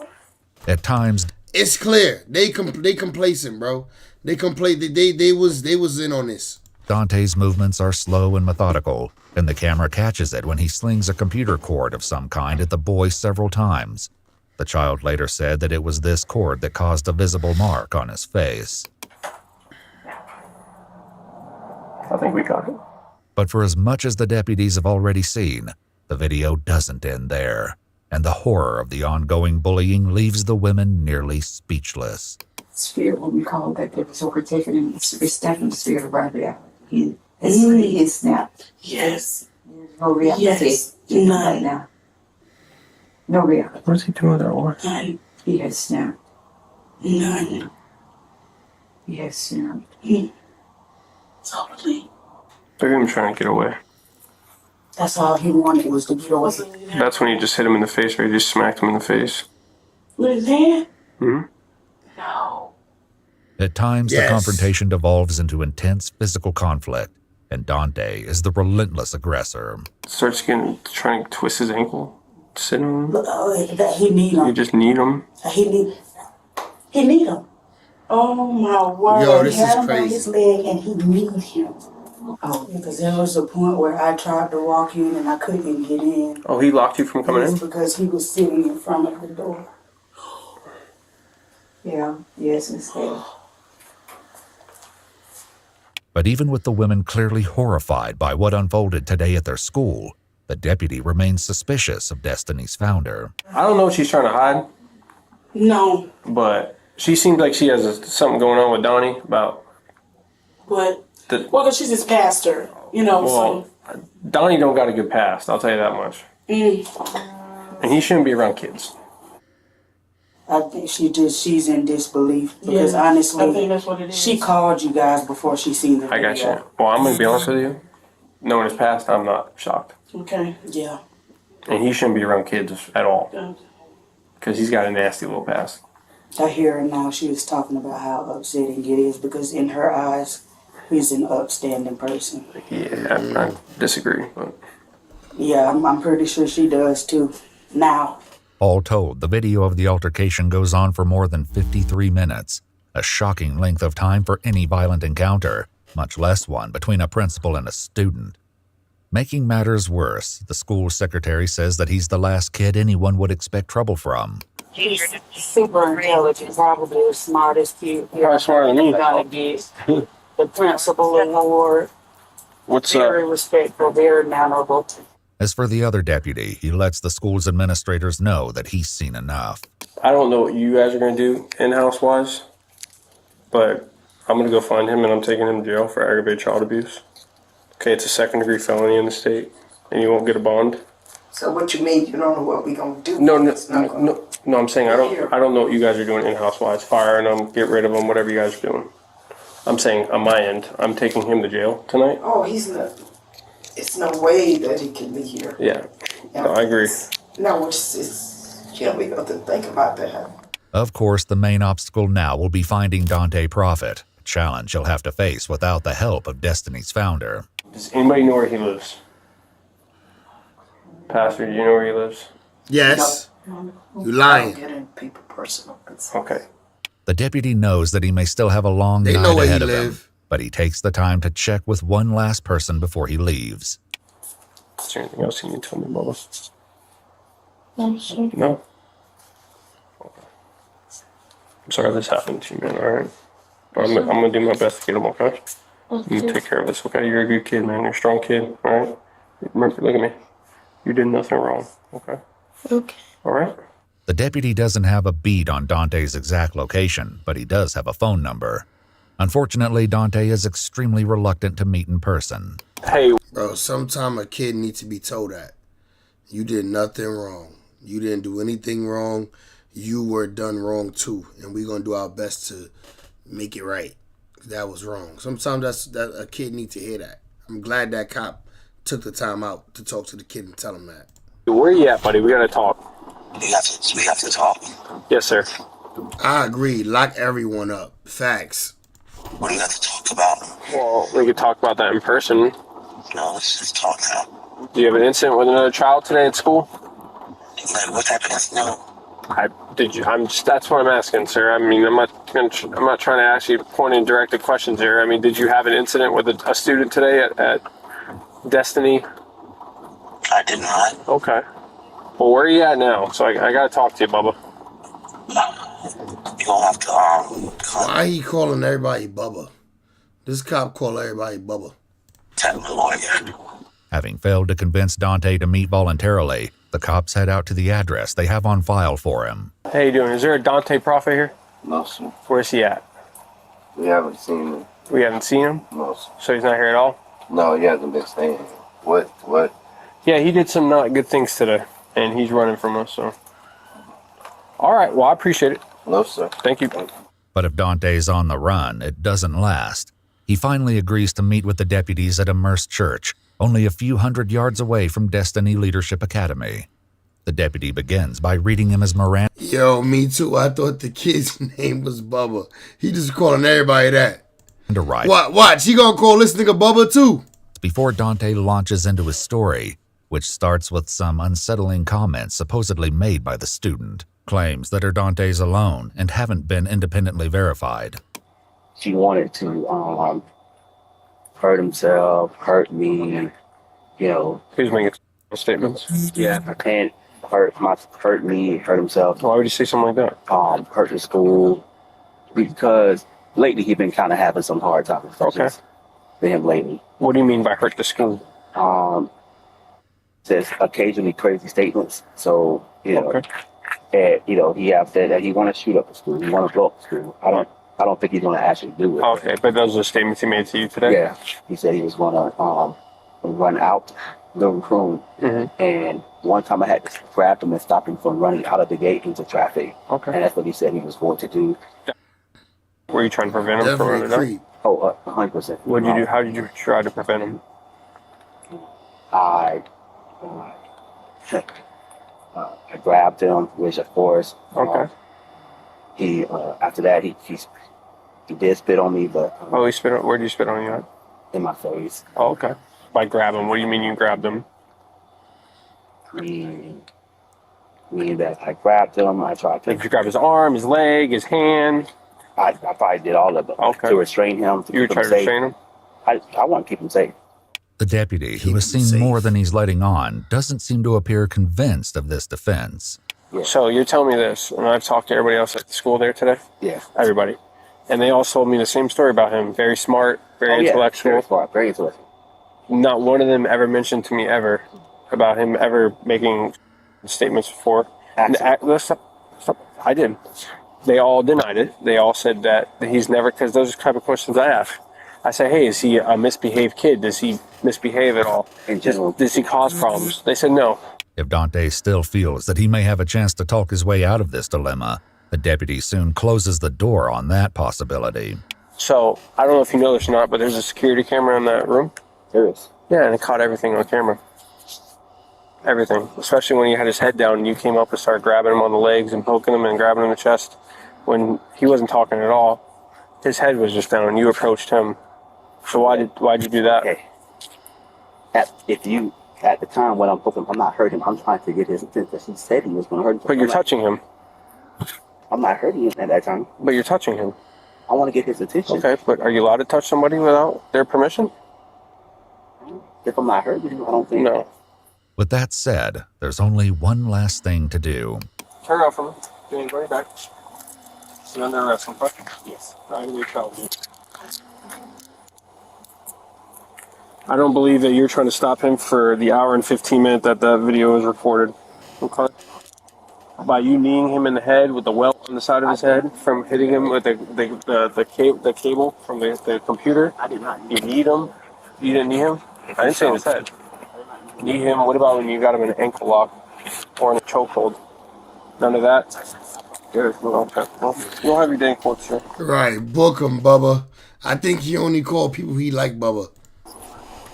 But I just want to let you know that is some of the best surveillance video footage I've ever seen in my life. Book him, Bubba. You're probably fired too from your job, by the way. Yeah. The deputy's prediction turned out to be correct.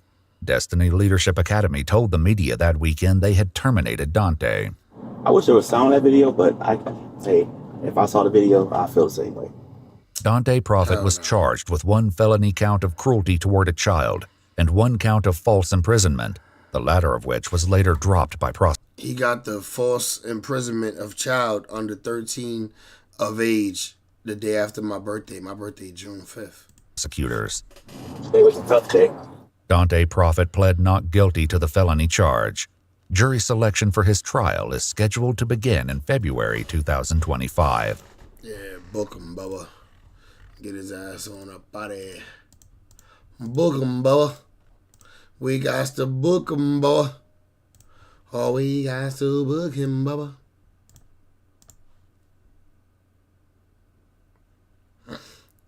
Say eating good noodles. Oh, shit. Oh, look, my nigga Stacy live right now. Stacy live right now chatting. What he doing? What he got going on this time? Yeah. What do you mean? I'm here. This is what so not everybody was like already scheduled. Right. Like you had to register and everything like that. But shit, I'm gonna do this. I'm gonna do this as many times as I can. Hopefully not too many times. Right. Hopefully Thursday be the last day. Right. Well, we know Thursday the last day. We did. Yeah, that's it. That's all it is. I talked to Mariah today. She's like, man, she said she feel better from talking to you. For sure. You got her in her feelings, man. What happened? No, I'm just saying she loves you, man. Oh, for sure. Like overly. Yeah, like too much. Sometimes too much. He watching the young. What, like it scares you how much? Yeah. Because it's like, damn, if I do something, if I like if I smack something or something like that, you probably be devastated. And that's the part that I don't like, when it's like, when you feel like me being the nigga that I always been is devastating, detrimental to you, that's when it's like, you too deep. But I'm in love with her though, for sure. I'm in love with her though, for sure. I ain't study doing that, but I know me. I know, nigga get out, nigga gonna be back to moving around. Yeah. You're gonna be moving around. You're gonna be just handling business because you're moving around. Or you know how that go. But Yeah. for the most part, I ain't even been calling no other girl. I ain't called no other girl in like a week. All right, so for context, this was like 3 weeks after they was arrested originally. So Young Thug was indicted on May 9th, 2022. That's why he's still skinny. That's why his energy is still hype. And it seems like they're waiting for another bail hearing. And he was hoping that he was going to get out on bail. If you reference, he's saying like, if you seen, he was saying like, okay, maybe I may be out. This may be over soon, So that's for context as far as when this is actually going on, this conversation. Really? No girl. And I usually call at least 10 girls every time I get on the phone just to like kill time. Yeah. A lot of girls hit me up. Asia hit me up out of the blue. What was the girl with the freckles? Remember her? Yeah, Latasha. Yeah, Latasha. She hit me up. Look, when I come out tonight, I'm gonna call you. You want me to call her? Yeah, for sure. So I want you to text her and tell her for sure. Yeah. Yeah, Wham hit me the other day. He wants to talk to you too. Who? Wham. Okay. When I come out, because they gonna let one person out before me. What time? It's 7. Interview will lose her cool after Charlamagne humiliated her.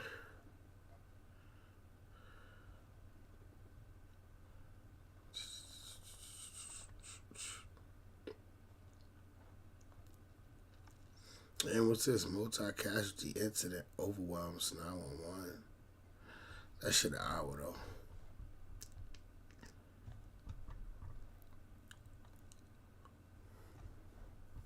I was bored. Nathaniel, 11-year-old killer. What the fuck?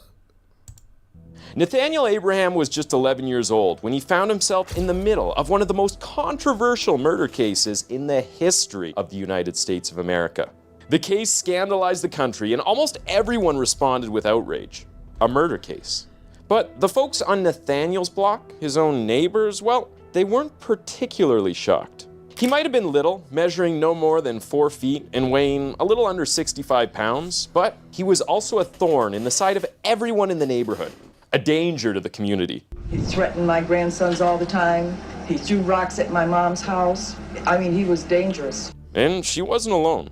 Another neighbor, an 11-year-old girl, shared a similar sentiment because, according to her, when they were both 9, Nate had threatened her with a gun. So, as Nathaniel Abraham's murder case began to take its hold in the center of public consciousness, it became clear that his entire block had turned against him. As disturbing as these allegations sounded, it seemed like they were true.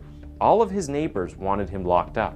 Except one. Only one neighbor on Nate's block came to his defense when the cameras started rolling. He didn't try to downplay or dismiss claims about the boy. I think that's crazy for him to be charged as an adult. He was only 11 years old.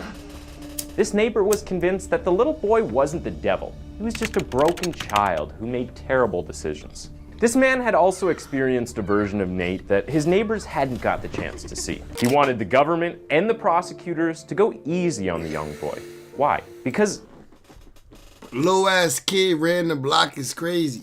Nathaniel Abraham was an 11-year-old boy charged with the murder of an 18-year-old named Ronnie Green. Because in the most controversial turn of events, the state of Michigan was willing and ready to try him as an adult due to the severity of his crime. And if they found him guilty, if the prosecutors were able to get what they wanted, little Nate would spend the rest of his life in prison for a crime he committed when he was just 11. Some of you watching would say murder is murder regardless of the age. That's what makes the intricacies of this story all the more interesting. Let me set the record straight before we dive into this case. The true victim in this story was 18-year-old Ronnie Green. Nate was a preteen who killed a teenager, and now he had to face the consequences. So, what went wrong? We have to trace the thread back to the very beginning. Pontiac, Michigan, 1986. Oh shit, this where my son DDG from. It's the only, I thought DDG was the only nigga I knew from Pontiac. Months after he was born, his father left and never returned. This sudden change resulted in incredible hardship for the family because Nate wasn't the only child. There were facts. Where the fuck the parents at? There were 6 of them.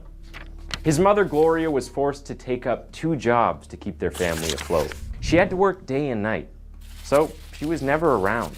And Nate's formative years were spent under the care of his older siblings. Where the mama? Gloria was caught between a rock and a hard place, between spending time raising her children or working hard to ensure they didn't starve to death. It's no easy dilemma. However, this whole situation turned out to be the perfect storm for something dark within Nate. With no one to keep him in check, Nate became delinquent. From the moment he could walk, he began to exhibit extremely antisocial behavior. Many kids show these traits when they are young. Parents corrected and rooted out, but no one was around to do that for Nate. So it grew into something so ugly that by the time that he was 9, he had become a troublesome child with a rap sheet of a serious middle-aged criminal. From the age of 9 till 11, Nate had 22 police encounters. Some for arson, a couple of others for assault, and several for breaking and entering. Nah, me too. I got locked up for arson when I was a minor too. I ain't even gonna lie. I had set like every garbage can in the park on fire at like 12 o'clock at night.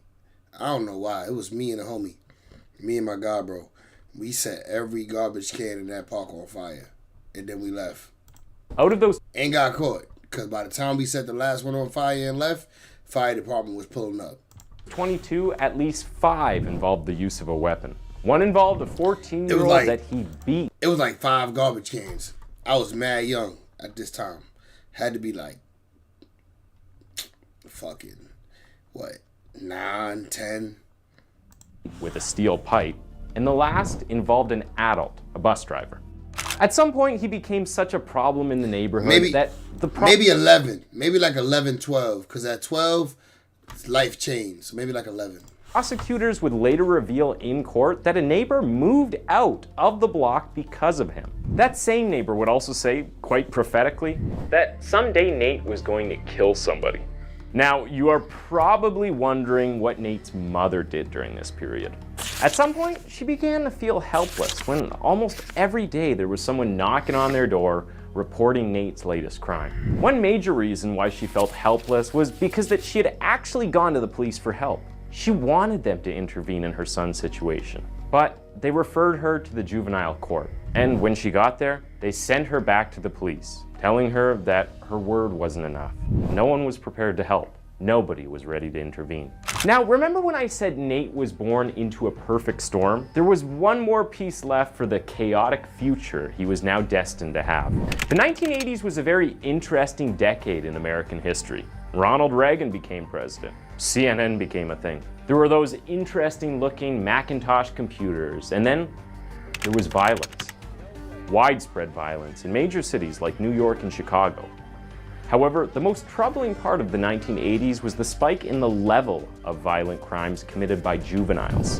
Between 1980 and 1994, the number of juvenile homicide offenders doubled. And according to FBI clearance statistics from that time frame, the juvenile responsibility for all homicides in the country grew from 5% to 10%. The quick answer to why this was happening was the crack epidemic of the mid-1980s.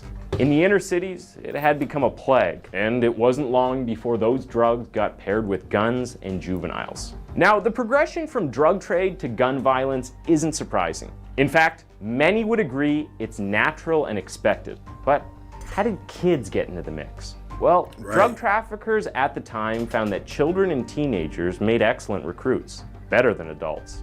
Children worked as low-level sellers, carriers, and lookouts, while working for less, taking greater risks, and escaping detention. Because at the time, no one would have guessed that an 11-year-old standing on a street corner was a drug dealer. And even when these kids got caught, their age implied innocence, and it meant that they escaped punishment. From the drug dealer's perspective, these juveniles were beyond perfect. How else do you think he got the gun he used? His mother didn't own a gun. Now, as expected, the government's response to this spike of violent, gun-fueled juvenile delinquency was to turn to the law. So, as the 1980s progressed, a growing number of states passed laws stipulating that kids under 17 could be tried as adults for certain crimes. It was a weird way to deal with the problem because they weren't seeking direct solutions. They were just adding to the punishment. Supporters of this law who happened to be civilians like you and me took to the streets, waving banners and slogans that read, "Adult crime, adult time." And by 1992, more than 40 states had passed laws for trying children as adults. But no. How y'all feel about that? Y'all think children should be tried as adults? No state's version. I ain't gonna lie. I feel like if it's such crime like murder or something like that, yes. But other crimes as a juvenile, give him a pass. Of the juvenile justice law matched the severity of Michigan's. Michigan, the same state that Nathaniel Abraham was born in, raised in, and would commit his devastating crime in, set no limits on the age that a child could be tried as an adult. They called their law "Get Tough on Juvenile Offenders." In fact, when one of the state senators who pushed for this law was asked if a child as young as 4 could be tried as an adult, his answer was a resounding yes. The stage was now set for Nathaniel Abraham's crime. And 3 years after that law was passed in 1997, when 11-year-old Nathaniel Abraham shot 18-year-old Ronnie Green, he became the scapegoat of a law that set the scene for the country's most controversial juvenile murder trial to date. On the 31st of October 1997, there was a commotion in Lincoln Middle School. There were police officers in the 6th grade class, and they were reading their rights, not to the class teacher, but to 11-year-old Nathaniel Abraham, dressed up in a Halloween costume. A day before, on the 30th of October, 1997, an 18-year-old boy named Ronnie Green had passed away after fighting for his life for almost 24 hours. He had been shot in the head by a single bullet from a .22 caliber rifle. As investigators scrambled to find out who this killer was, they discovered that on the day before, 11-year-old Nathaniel Abraham had stolen a .22 caliber rifle and gone shooting outside. Wow. He shot at a neighbor's house first, narrowly missing the man who owned the house. And moments later, he stood in a cluster of trees about 200 feet away from a convenience store, took aim, and fired a bullet that would hit 18-year-old Ronnie Green in the head and kill him roughly a day later. Damn. While Nate admitted that he was the one who shot Ronnie, he denied targeting him. Instead, he claimed that he was only aiming for light bulbs and trees. The shot that killed Ronnie Green was, by his own admission, an unfortunate error. The prosecutors weren't buying it. Despite the fact that the 11-year-old boy had never met Ronnie Green before the shooting, they were convinced that he had deliberately set out to kill someone that day. If you're wondering what fueled the prosecutor's conviction, well, they had evidence that Nate had spoken to his girlfriend, saying that he was going to kill someone on the morning of Ronnie Green's tragic demise. And that, after the shooting, this 11-year-old had a girlfriend and told her that he was going to kill someone that day? Really? He had bragged about the kill he made to his friends. With the backing of Michigan's Get Tough on Juvenile Offenders law, the prosecutors received permission to try Nate as an adult, charging him with first-degree murder and several other felonies. Nate was arrested, placed in handcuffs, and he was sent to Oakland County Children's Village, a juvenile detention center in Michigan, while he awaited trial. The arrest was deeply controversial. Controversial enough to deeply divide the country along several ethical lines. While there were many unwilling to contribute to the discussion, there were many more who thought that this was a fitting punishment for the 11-year-old Nate. There was an overwhelming majority, especially in the black community, who were against the decision. Amnesty International, Reverend Al Sharpton, and probably every major civil rights activist in the country protested against the whole affair, calling it a disgrace to the justice system that should protect children, delinquent or not. Like I noted earlier, they were trying to try him as an adult, and if he was found guilty, he would be sent to prison for the rest of his life. One lawyer was outraged enough by the case that he chose to take it on pro bono, at no cost to Nate's family. This lawyer was named Jeffrey Feiger. He was a lawyer who, up to that point, had built a reputation for taking on most cases that lawyers wouldn't touch. His most infamous past client at that time was a man named Jack Kevorkian, also known as Dr. Death. Jack Kevorkian... Dr. Death? Was an actual doctor with the rap sheet of a comic book villain. On his rap sheet, the man had advocated harvesting the organs from death row inmates. While he was a pathologist, he experimented with transfusing blood from the recently deceased into live patients. He did a lot of bizarre, unethical things throughout his career as a doctor, but the most controversial one, the one that got Geoffrey Fieger representing him as his attorney in court, involved assisted suicide in Michigan. Kevorkian's story is You remember this dude? Worthy of its own video, so I won't go down that rabbit hole. Just know that while Nate's situation was controversial, it was not new to Geoffrey Fieger. And immediately he took on Nate's case. He began a series of motions and appeals that delayed the trial for at least 2 more years, enough time for him to prepare. On the 29th of October 1999, the murder trial began. Nate's first appearance in court looked like something from a really dark SNL sketch. He was dressed in oversized prison garb. There were cuffs on his wrists and chains on his feet. When he was asked to raise his right hand, he raised his left. Halfway through the hearings, he would start sobbing, and for most of the trial, he looked lost.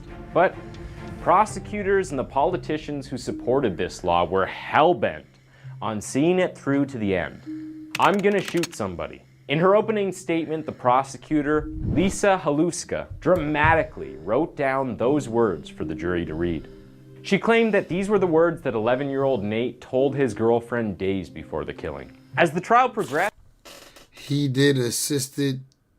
This prosecutor called witnesses who supported the idea that Nathaniel's act was, in fact, a premeditated murder. According to the witnesses, he had stolen the rusty rifle he used, then practiced target shooting at balloons and the houses of his neighbors before the fatal shooting of Ronnie Green.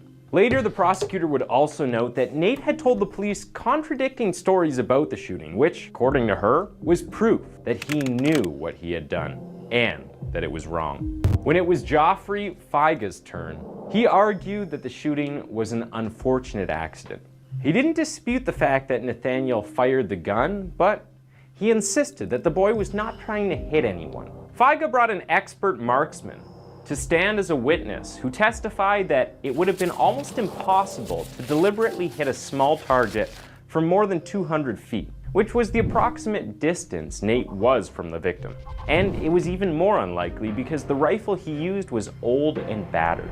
Later, Fieger called on child psychologists to describe Nathaniel's mental state. According to these experts, Nate had an IQ of 70, and at the time of the murder, his thought process were like those of a 6-year-old. Fieger tried to prove that Nathaniel lacked impulse control and the mental capacity to form the intent to kill. However, the prosecution brought their own psychologist to the stand as a witness, and he rebutted the claim that Nate couldn't form an intent to kill. Nate's case was a delicate one. If you were in front of the family of the deceased, how could you say your son's killer was just a child? In a way, there was something odd about the entire premise of the case, because if Nate had been a 30-year-old man who was examined by a court psychologist and determined to have the mental capacity of a 6-year-old, would a 30-year-old Nate still be tried? But wait a minute, the plot thickens, because the Constitution also stipulates that Nate be tried by a jury of his peers. And we both know that there is no way the court was going to do a preteen jury Right, imagine having a jury of 10-year-olds. Selection in an elementary school. So the jury that was hearing Nate's case were all adults. There were constitutional gaps that this murder trial allowed. When a journalist confronted the prosecution about it, they argued that the adult nature of Nate's crime and the severity of the consequences of his crime on the victim's family was what justified the jury of adults. At the end of the day, the truth was, even though 2 years had passed since he committed the crime and Nathaniel Abraham was now 13, he was still too young to drive a car, too young to drink, too young to vote. And as a direct consequence of this, people still argue that he should have been too young to be tried as an adult. I kind of agree. I don't know why I agree, but because you took a life, but I kind of agree. Final days of the trial, the prosecutors began seeking a compromise. No more first-degree murder charges. Nah, I don't agree. He took a life. Now they were asking the presiding judge, on Nate's behalf, to allow the jury to consider a lesser offense. Whether this was out of goodwill or because there was no victory in sending an 11-year-old to life behind bars, but no one knows. What we do know is that it worked, and on the 16th of November 1999, Nate was found guilty of second-degree murder, which still made him the youngest American to be ever convicted of murder as an adult. And there were 3 options on the table for the judge. The first was the harshest, a prison term of 8 to 25 years. The second option was more moderate, blended sentence, and it would see Nate go to a juvenile detention center. By the time he turned 18, if he was properly rehabilitated, he would be released. If not, he would be transferred to an adult prison after turning 21 to serve the rest of his 25-year sentence. This was what the prosecutors wanted. This is what they pushed for, but it wasn't what the judge eventually chose. To their surprise, the judge went for the third option, which was the most lenient. Nate would be sent to a juvenile detention center and he would stay there till he was 21, after which he would become a free man. And I don't know, man. 13 to 21 for taking a life.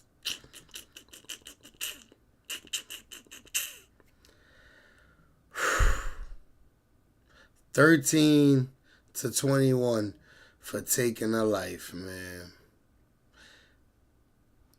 I don't know, man. That's not just. At the age of 13, Nathaniel Abraham began what was supposedly a long road of rehabilitation. The state had less than 8 years to rehabilitate Nate. Would they succeed? On the 13th of January... In my opinion, bro, that's crazy.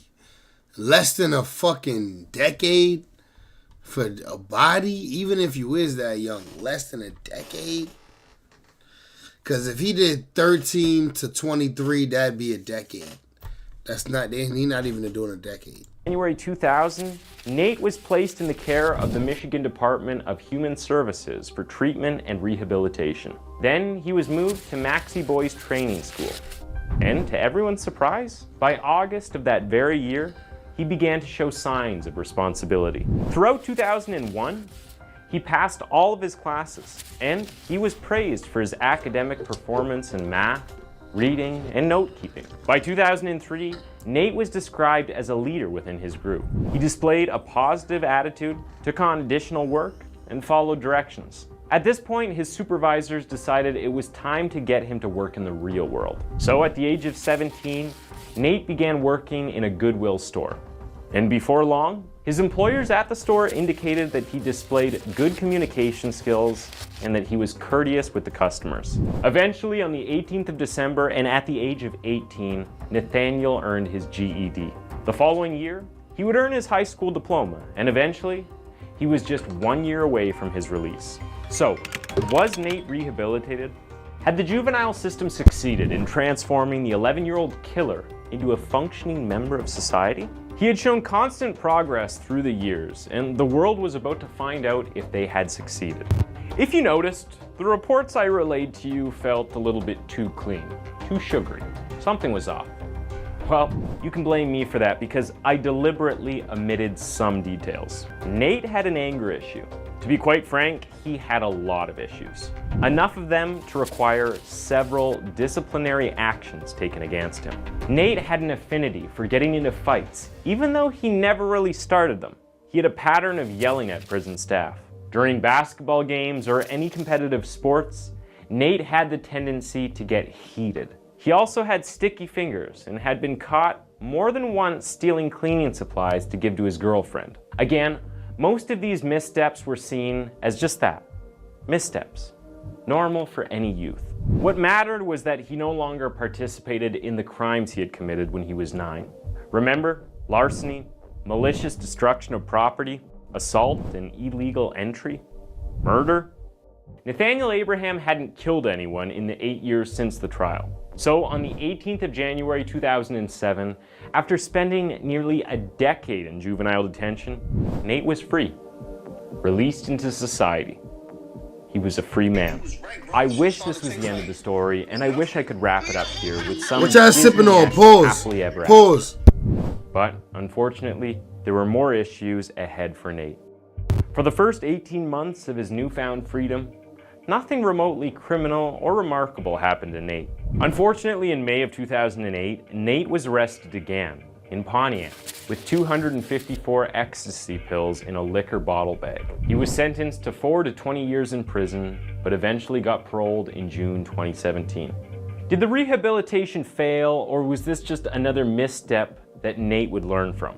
Well, consider this. After he was discharged from parole in July of 2018, on the 6th of August of that same year, Nate got into more trouble with the police after he exposed himself in front of a 46-year-old... Damn, he got teeth missing and shit. He not doing good. ...old neighbor. Trouble with the police.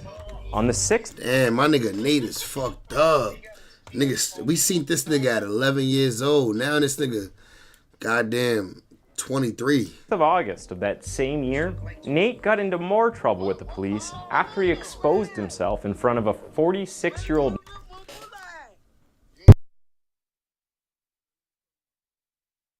neighbor who had declined his offer to cut her lawn. 2 days after that incident, he struck deputies who tried to take him into custody for skipping a court appearance. He was charged with resisting and obstructing police, a felony punishable by up to 4 years in prison. Had the system failed Nate, or was this his own doing? Or better still, undoing? In 2019, Nate, who is now 33, was handed a 6 to 40 year prison sentence for selling drugs to an undercover police officer in Farmington Hills. Before the sentence, he had pleaded guilty and shown remorse for his actions. This was probably the reason why the judge had been extremely lenient when sentencing him, because under normal circumstances, he would have had to face another life sentence because of his frequent problems with the law. Nate wasn't alone in court on the day of his sentencing. His mother, siblings, and every relative that had been by his side since the start of his troubling journey with the law almost 20 years before was present. And when the cameras turned to his mother, when the questions about the support she had for her son came up, Gloria Abraham was unwavering. Nothing had changed on her end. "I believe in my son," she said, "and of course, society doesn't know his life. He will do okay. He's a strong young man." Thanks for tuning in to Twisted Minds. That was the case of Nathaniel Abraham. And why don't you go ahead and click on the 2 videos crazy on your screen for another one of our videos. Nah, this was crazy. That shit wow, gang. I don't know. He should have got more time than that for me.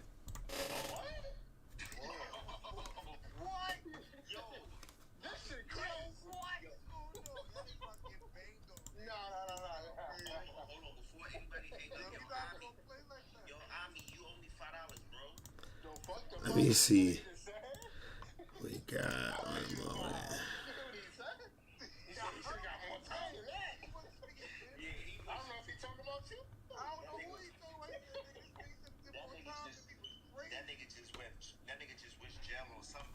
Oh, word. Y'all talking to me? Oh, shit. Yo, they listening. Hey, yo. I'm on FaceTime with the gang. Yo, look. Listen. Let me ask y'all a question. Gang. Let me ask y'all a question, gang. I just watched the video. Look. I just watched the video with the gang. I just watched the video with the squad, right? Of a nigga who caught a body at 11, right? Nigga caught a body at 11, right? I seen that. Look, the nigga caught a body at 11. They let the nigga out at like... They let the nigga out... How long they let the nigga... How long was it? They let the nigga out in like 7 years. Nigga, I'm on live, nigga. I'm on live. I'm on stream. But look, they let the nigga out in like 7 years or some shit like that, right? For the body. The nigga got out. Right? I think he caught another body. Nigga, this ain't federal, nigga. This is online, nigga. I just watched a YouTube video on it, nigga. It's online. It's not federal. Relax. You could relax. You could give your opinion without feeling like it's federal, nigga. Yeah, but you say, yo, I think he should have got more time than that. Nah, facts. Cause if he would have got more time, he would have never caught that next body. Yo, like, I'm gonna be real with you, right? Go ahead, be real. Right now and shit like that. Yo, none of us care about your podcast, bro. I will fuck you then, nigga. Yo, like, I'm not gonna lie, keep doing what you're doing. Appreciate you, gang. Appreciate you. My brother, yo, Ty, appreciate you. Hey, yo, Flav. Hey, yo, Flav. Say that when you see me, nigga, and I'm gonna punch you in your shit, nigga. You heard? You gonna have to show me what all that time did to them arms, nigga, cause I'm gonna punch you in your shit. You heard? You can't open your eyes right now, so you better. I'm type lit. It's Merry Christmas. Nah, I love everybody on this live. That's a fact. But I ain't gonna lie though. The nigga might have did better in life if they'd have gave a nigga a little more time. Yo, I mean, if you not high like that for your birthday, bro, that would be trash. You see that, right? That nigga shit was shut. Hold on, y'all. Hold on. Yo, like, you gonna do a podcast on the lady that just got set on fire on the train? Yo, I talked about that shit, bro. That shit was crazy. What y'all niggas think about that shit? That was crazy. Everybody recorded that shit, but no. Yo, what you done did if the nigga set your sister on fire like that? Nah. But you gotta think about it, bro. Niggas be in panic mode too, though, bro. Like, that's crazy. Bro, niggas set a lady on fire, bro. Well, shit, if somebody set my sister on fire, all y'all doing is burning the fat off.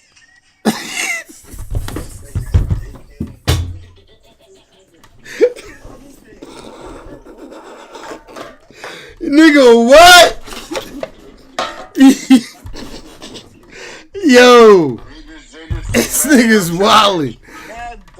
The nigga said y'all just burning the fat off? Bro, he don't love his sister. Yo, send me that picture. We putting that shit up right now. Yo, Flav, I love you to death, but that picture classic.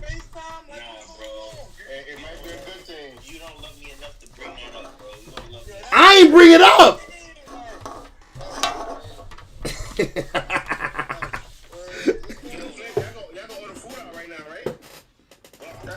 Oh, y'all niggas is together? Oh, that's crazy. Niggas ain't sent me an invite. I don't get no invite. You cannot do that, bro. You touch that door, nigga, I ain't get no invite. That's crazy. Hey, bro. It was wildin'. Hold on. Who the fuck is that? That's what they be adding 9 people to this fucking call. Yo, did y'all niggas get what y'all want for Christmas or nah? Nah, I didn't get nothing for Christmas, bro. Did you get something? Bro, real niggas gotta just buy themselves what they want. I ain't gonna lie. You know what I got? Yo, Flav, you know what I got? I'm gonna show you something what I got. What you got? Maybe you can relate. Nah. Flav, you got 2 kids coming. I got my bag, bro. We went to the mess hall, bro. I got my bag. Oh, I see Snickers in that bitch. I see a blankie. Yeah, yo, you couldn't even touch that door, bro. Yo, Flav. How many kids you got coming, gang? I got 0, but I got mad stepkids though. Nah, in 2025, I feel like you got a kid coming. Nah, hell nah, bro. Don't wish you putting that on somebody. Bro, he fresh on the come home. He having a kid. How you know he ready to be a father though? He ready. He ready. I know I'm not. Like, you don't got no kids. Fuck you talking about? But bro, you supposed to have a kid already. I ain't gonna lie. You supposed to have a kid, nigga. You light skinned. Fuck you talking about? Nah, we be dodging shit, bro. We be dodging shit. Yo, why look like everybody going outside? Where niggas is going? We be dodging kids. Yo, light skinned niggas be dodging kids. Come on, man. You know that. We wear protection. That nigga Ty trying to get cursed out. He said, hold on. That nigga trying to snooze. Yeah, he said, find something else to talk about. Nah, I'm not gonna lie. Dealing with Shara and Jay, you got people on the line, you don't know what you think might say. So you gotta, they might got Well, Woody, man, I'm glad you finally came in. We've been talking about doing this now for a while. We got Lil Woody. Even though you think Lil Woody. Vlad asked Lil Woody if he worried about retaliation from YSL or YFN. Secret information about you. You do. Look at the question, man. You should scare the hell out of me. I don't even want to go back to Atlanta. Well, is there a reason? Well, let me ask you a question. Is there a reason why you stay in Atlanta if you consider moving? I actually talked to my probation officer 2 days ago when she gave me approval to come here. She told me she ready for me to go. I said, what you mean by that? She said, you need to leave Atlanta. You making my job hard. I thought I was doing everything right. She like, honey. So yeah, I've been looking at some more places to move to. You know what I mean? That's not too far from my kids, and you know, I have actually been looking at property, and you know, because they pulling me over, man. And every time I was just arguing with the police yesterday. I'm telling him I'm not giving you my name. Like, you know who I am. Why you want my name? Yeah, I mean, that's what Boosie did. You know, in Baton Rouge, he was getting harassed by the cops all the time. They would go in his house, steal his stuff. They'd pull him over, take his money, not give it back. And then there was the whole hypnotized with hatred thing where dudes around him started getting more and more mad. And he felt like they were trying to kill him. But see, so he moved to Atlanta, bought a big piece of property, and never looked back. But most police don't mess with me. Like, they see me, you know what I mean? They don't bother me. But it's like lately they just started back, you know, pulling the car over. You know what I mean? So I'm just like, damn, what am I doing wrong? You feel me? Like, I ain't breaking the law. Do you feel that there are people out there in Atlanta, whether it's YSL or YFN or whoever else, that do have a grudge, that do feel like they want to get at you or something of that sort? If anybody want to get at me, they need to pray and take their angry ass up to God, cause I'm gonna leave it at that. Has anyone ever approached you? No. Never. Mm-hmm. I follow the spirit, man. Like, if I go somewhere and I feel uncomfortable, I leave.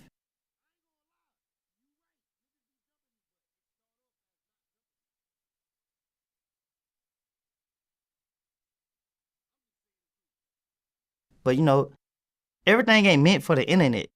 People can think what they want, but in the real streets, I'm right there. I'm right there in the middle of the trenches. This every side of Atlanta. So it's like, long as I go and don't have no problems, and I don't get nobody no problems. I mean, I've always felt like if I have to go somewhere, and you know, now I legally own guns. If I feel like I got to bring my pistol with me to go there, I just won't go. Now, if it's something that's business related, then I will bring armed security with me. Professional armed security, whether it's NYPD, LAPD, or other registered real bodyguards that will legally pull out a gun and shoot somebody and take the stand and explain why they did it. So if I feel that I got to bring a gun and possibly pull out myself,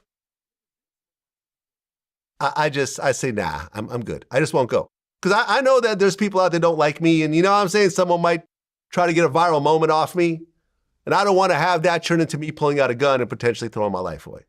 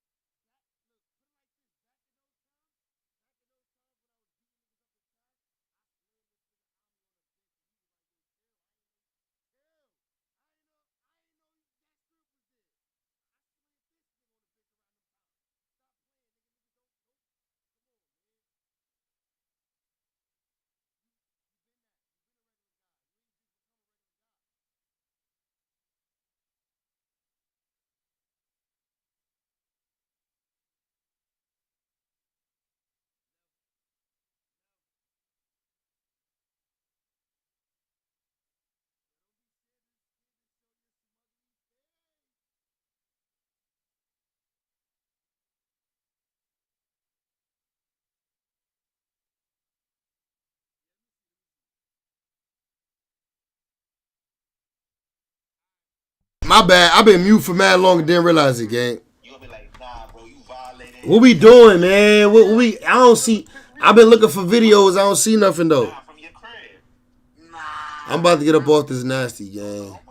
Yo, I'm off this nasty, bro. Love everybody. Appreciate y'all all for tapping in. That's a fact. Happy New Year's Eve, gang. I said New Year's. My bad. I'm drunk. Merry Christmas Eve to everybody. I love y'all. Enjoy it with y'all family. Appreciate y'all. Hope y'all got everything y'all wanted. I'm going to see y'all in the next one, gang. That's a fact.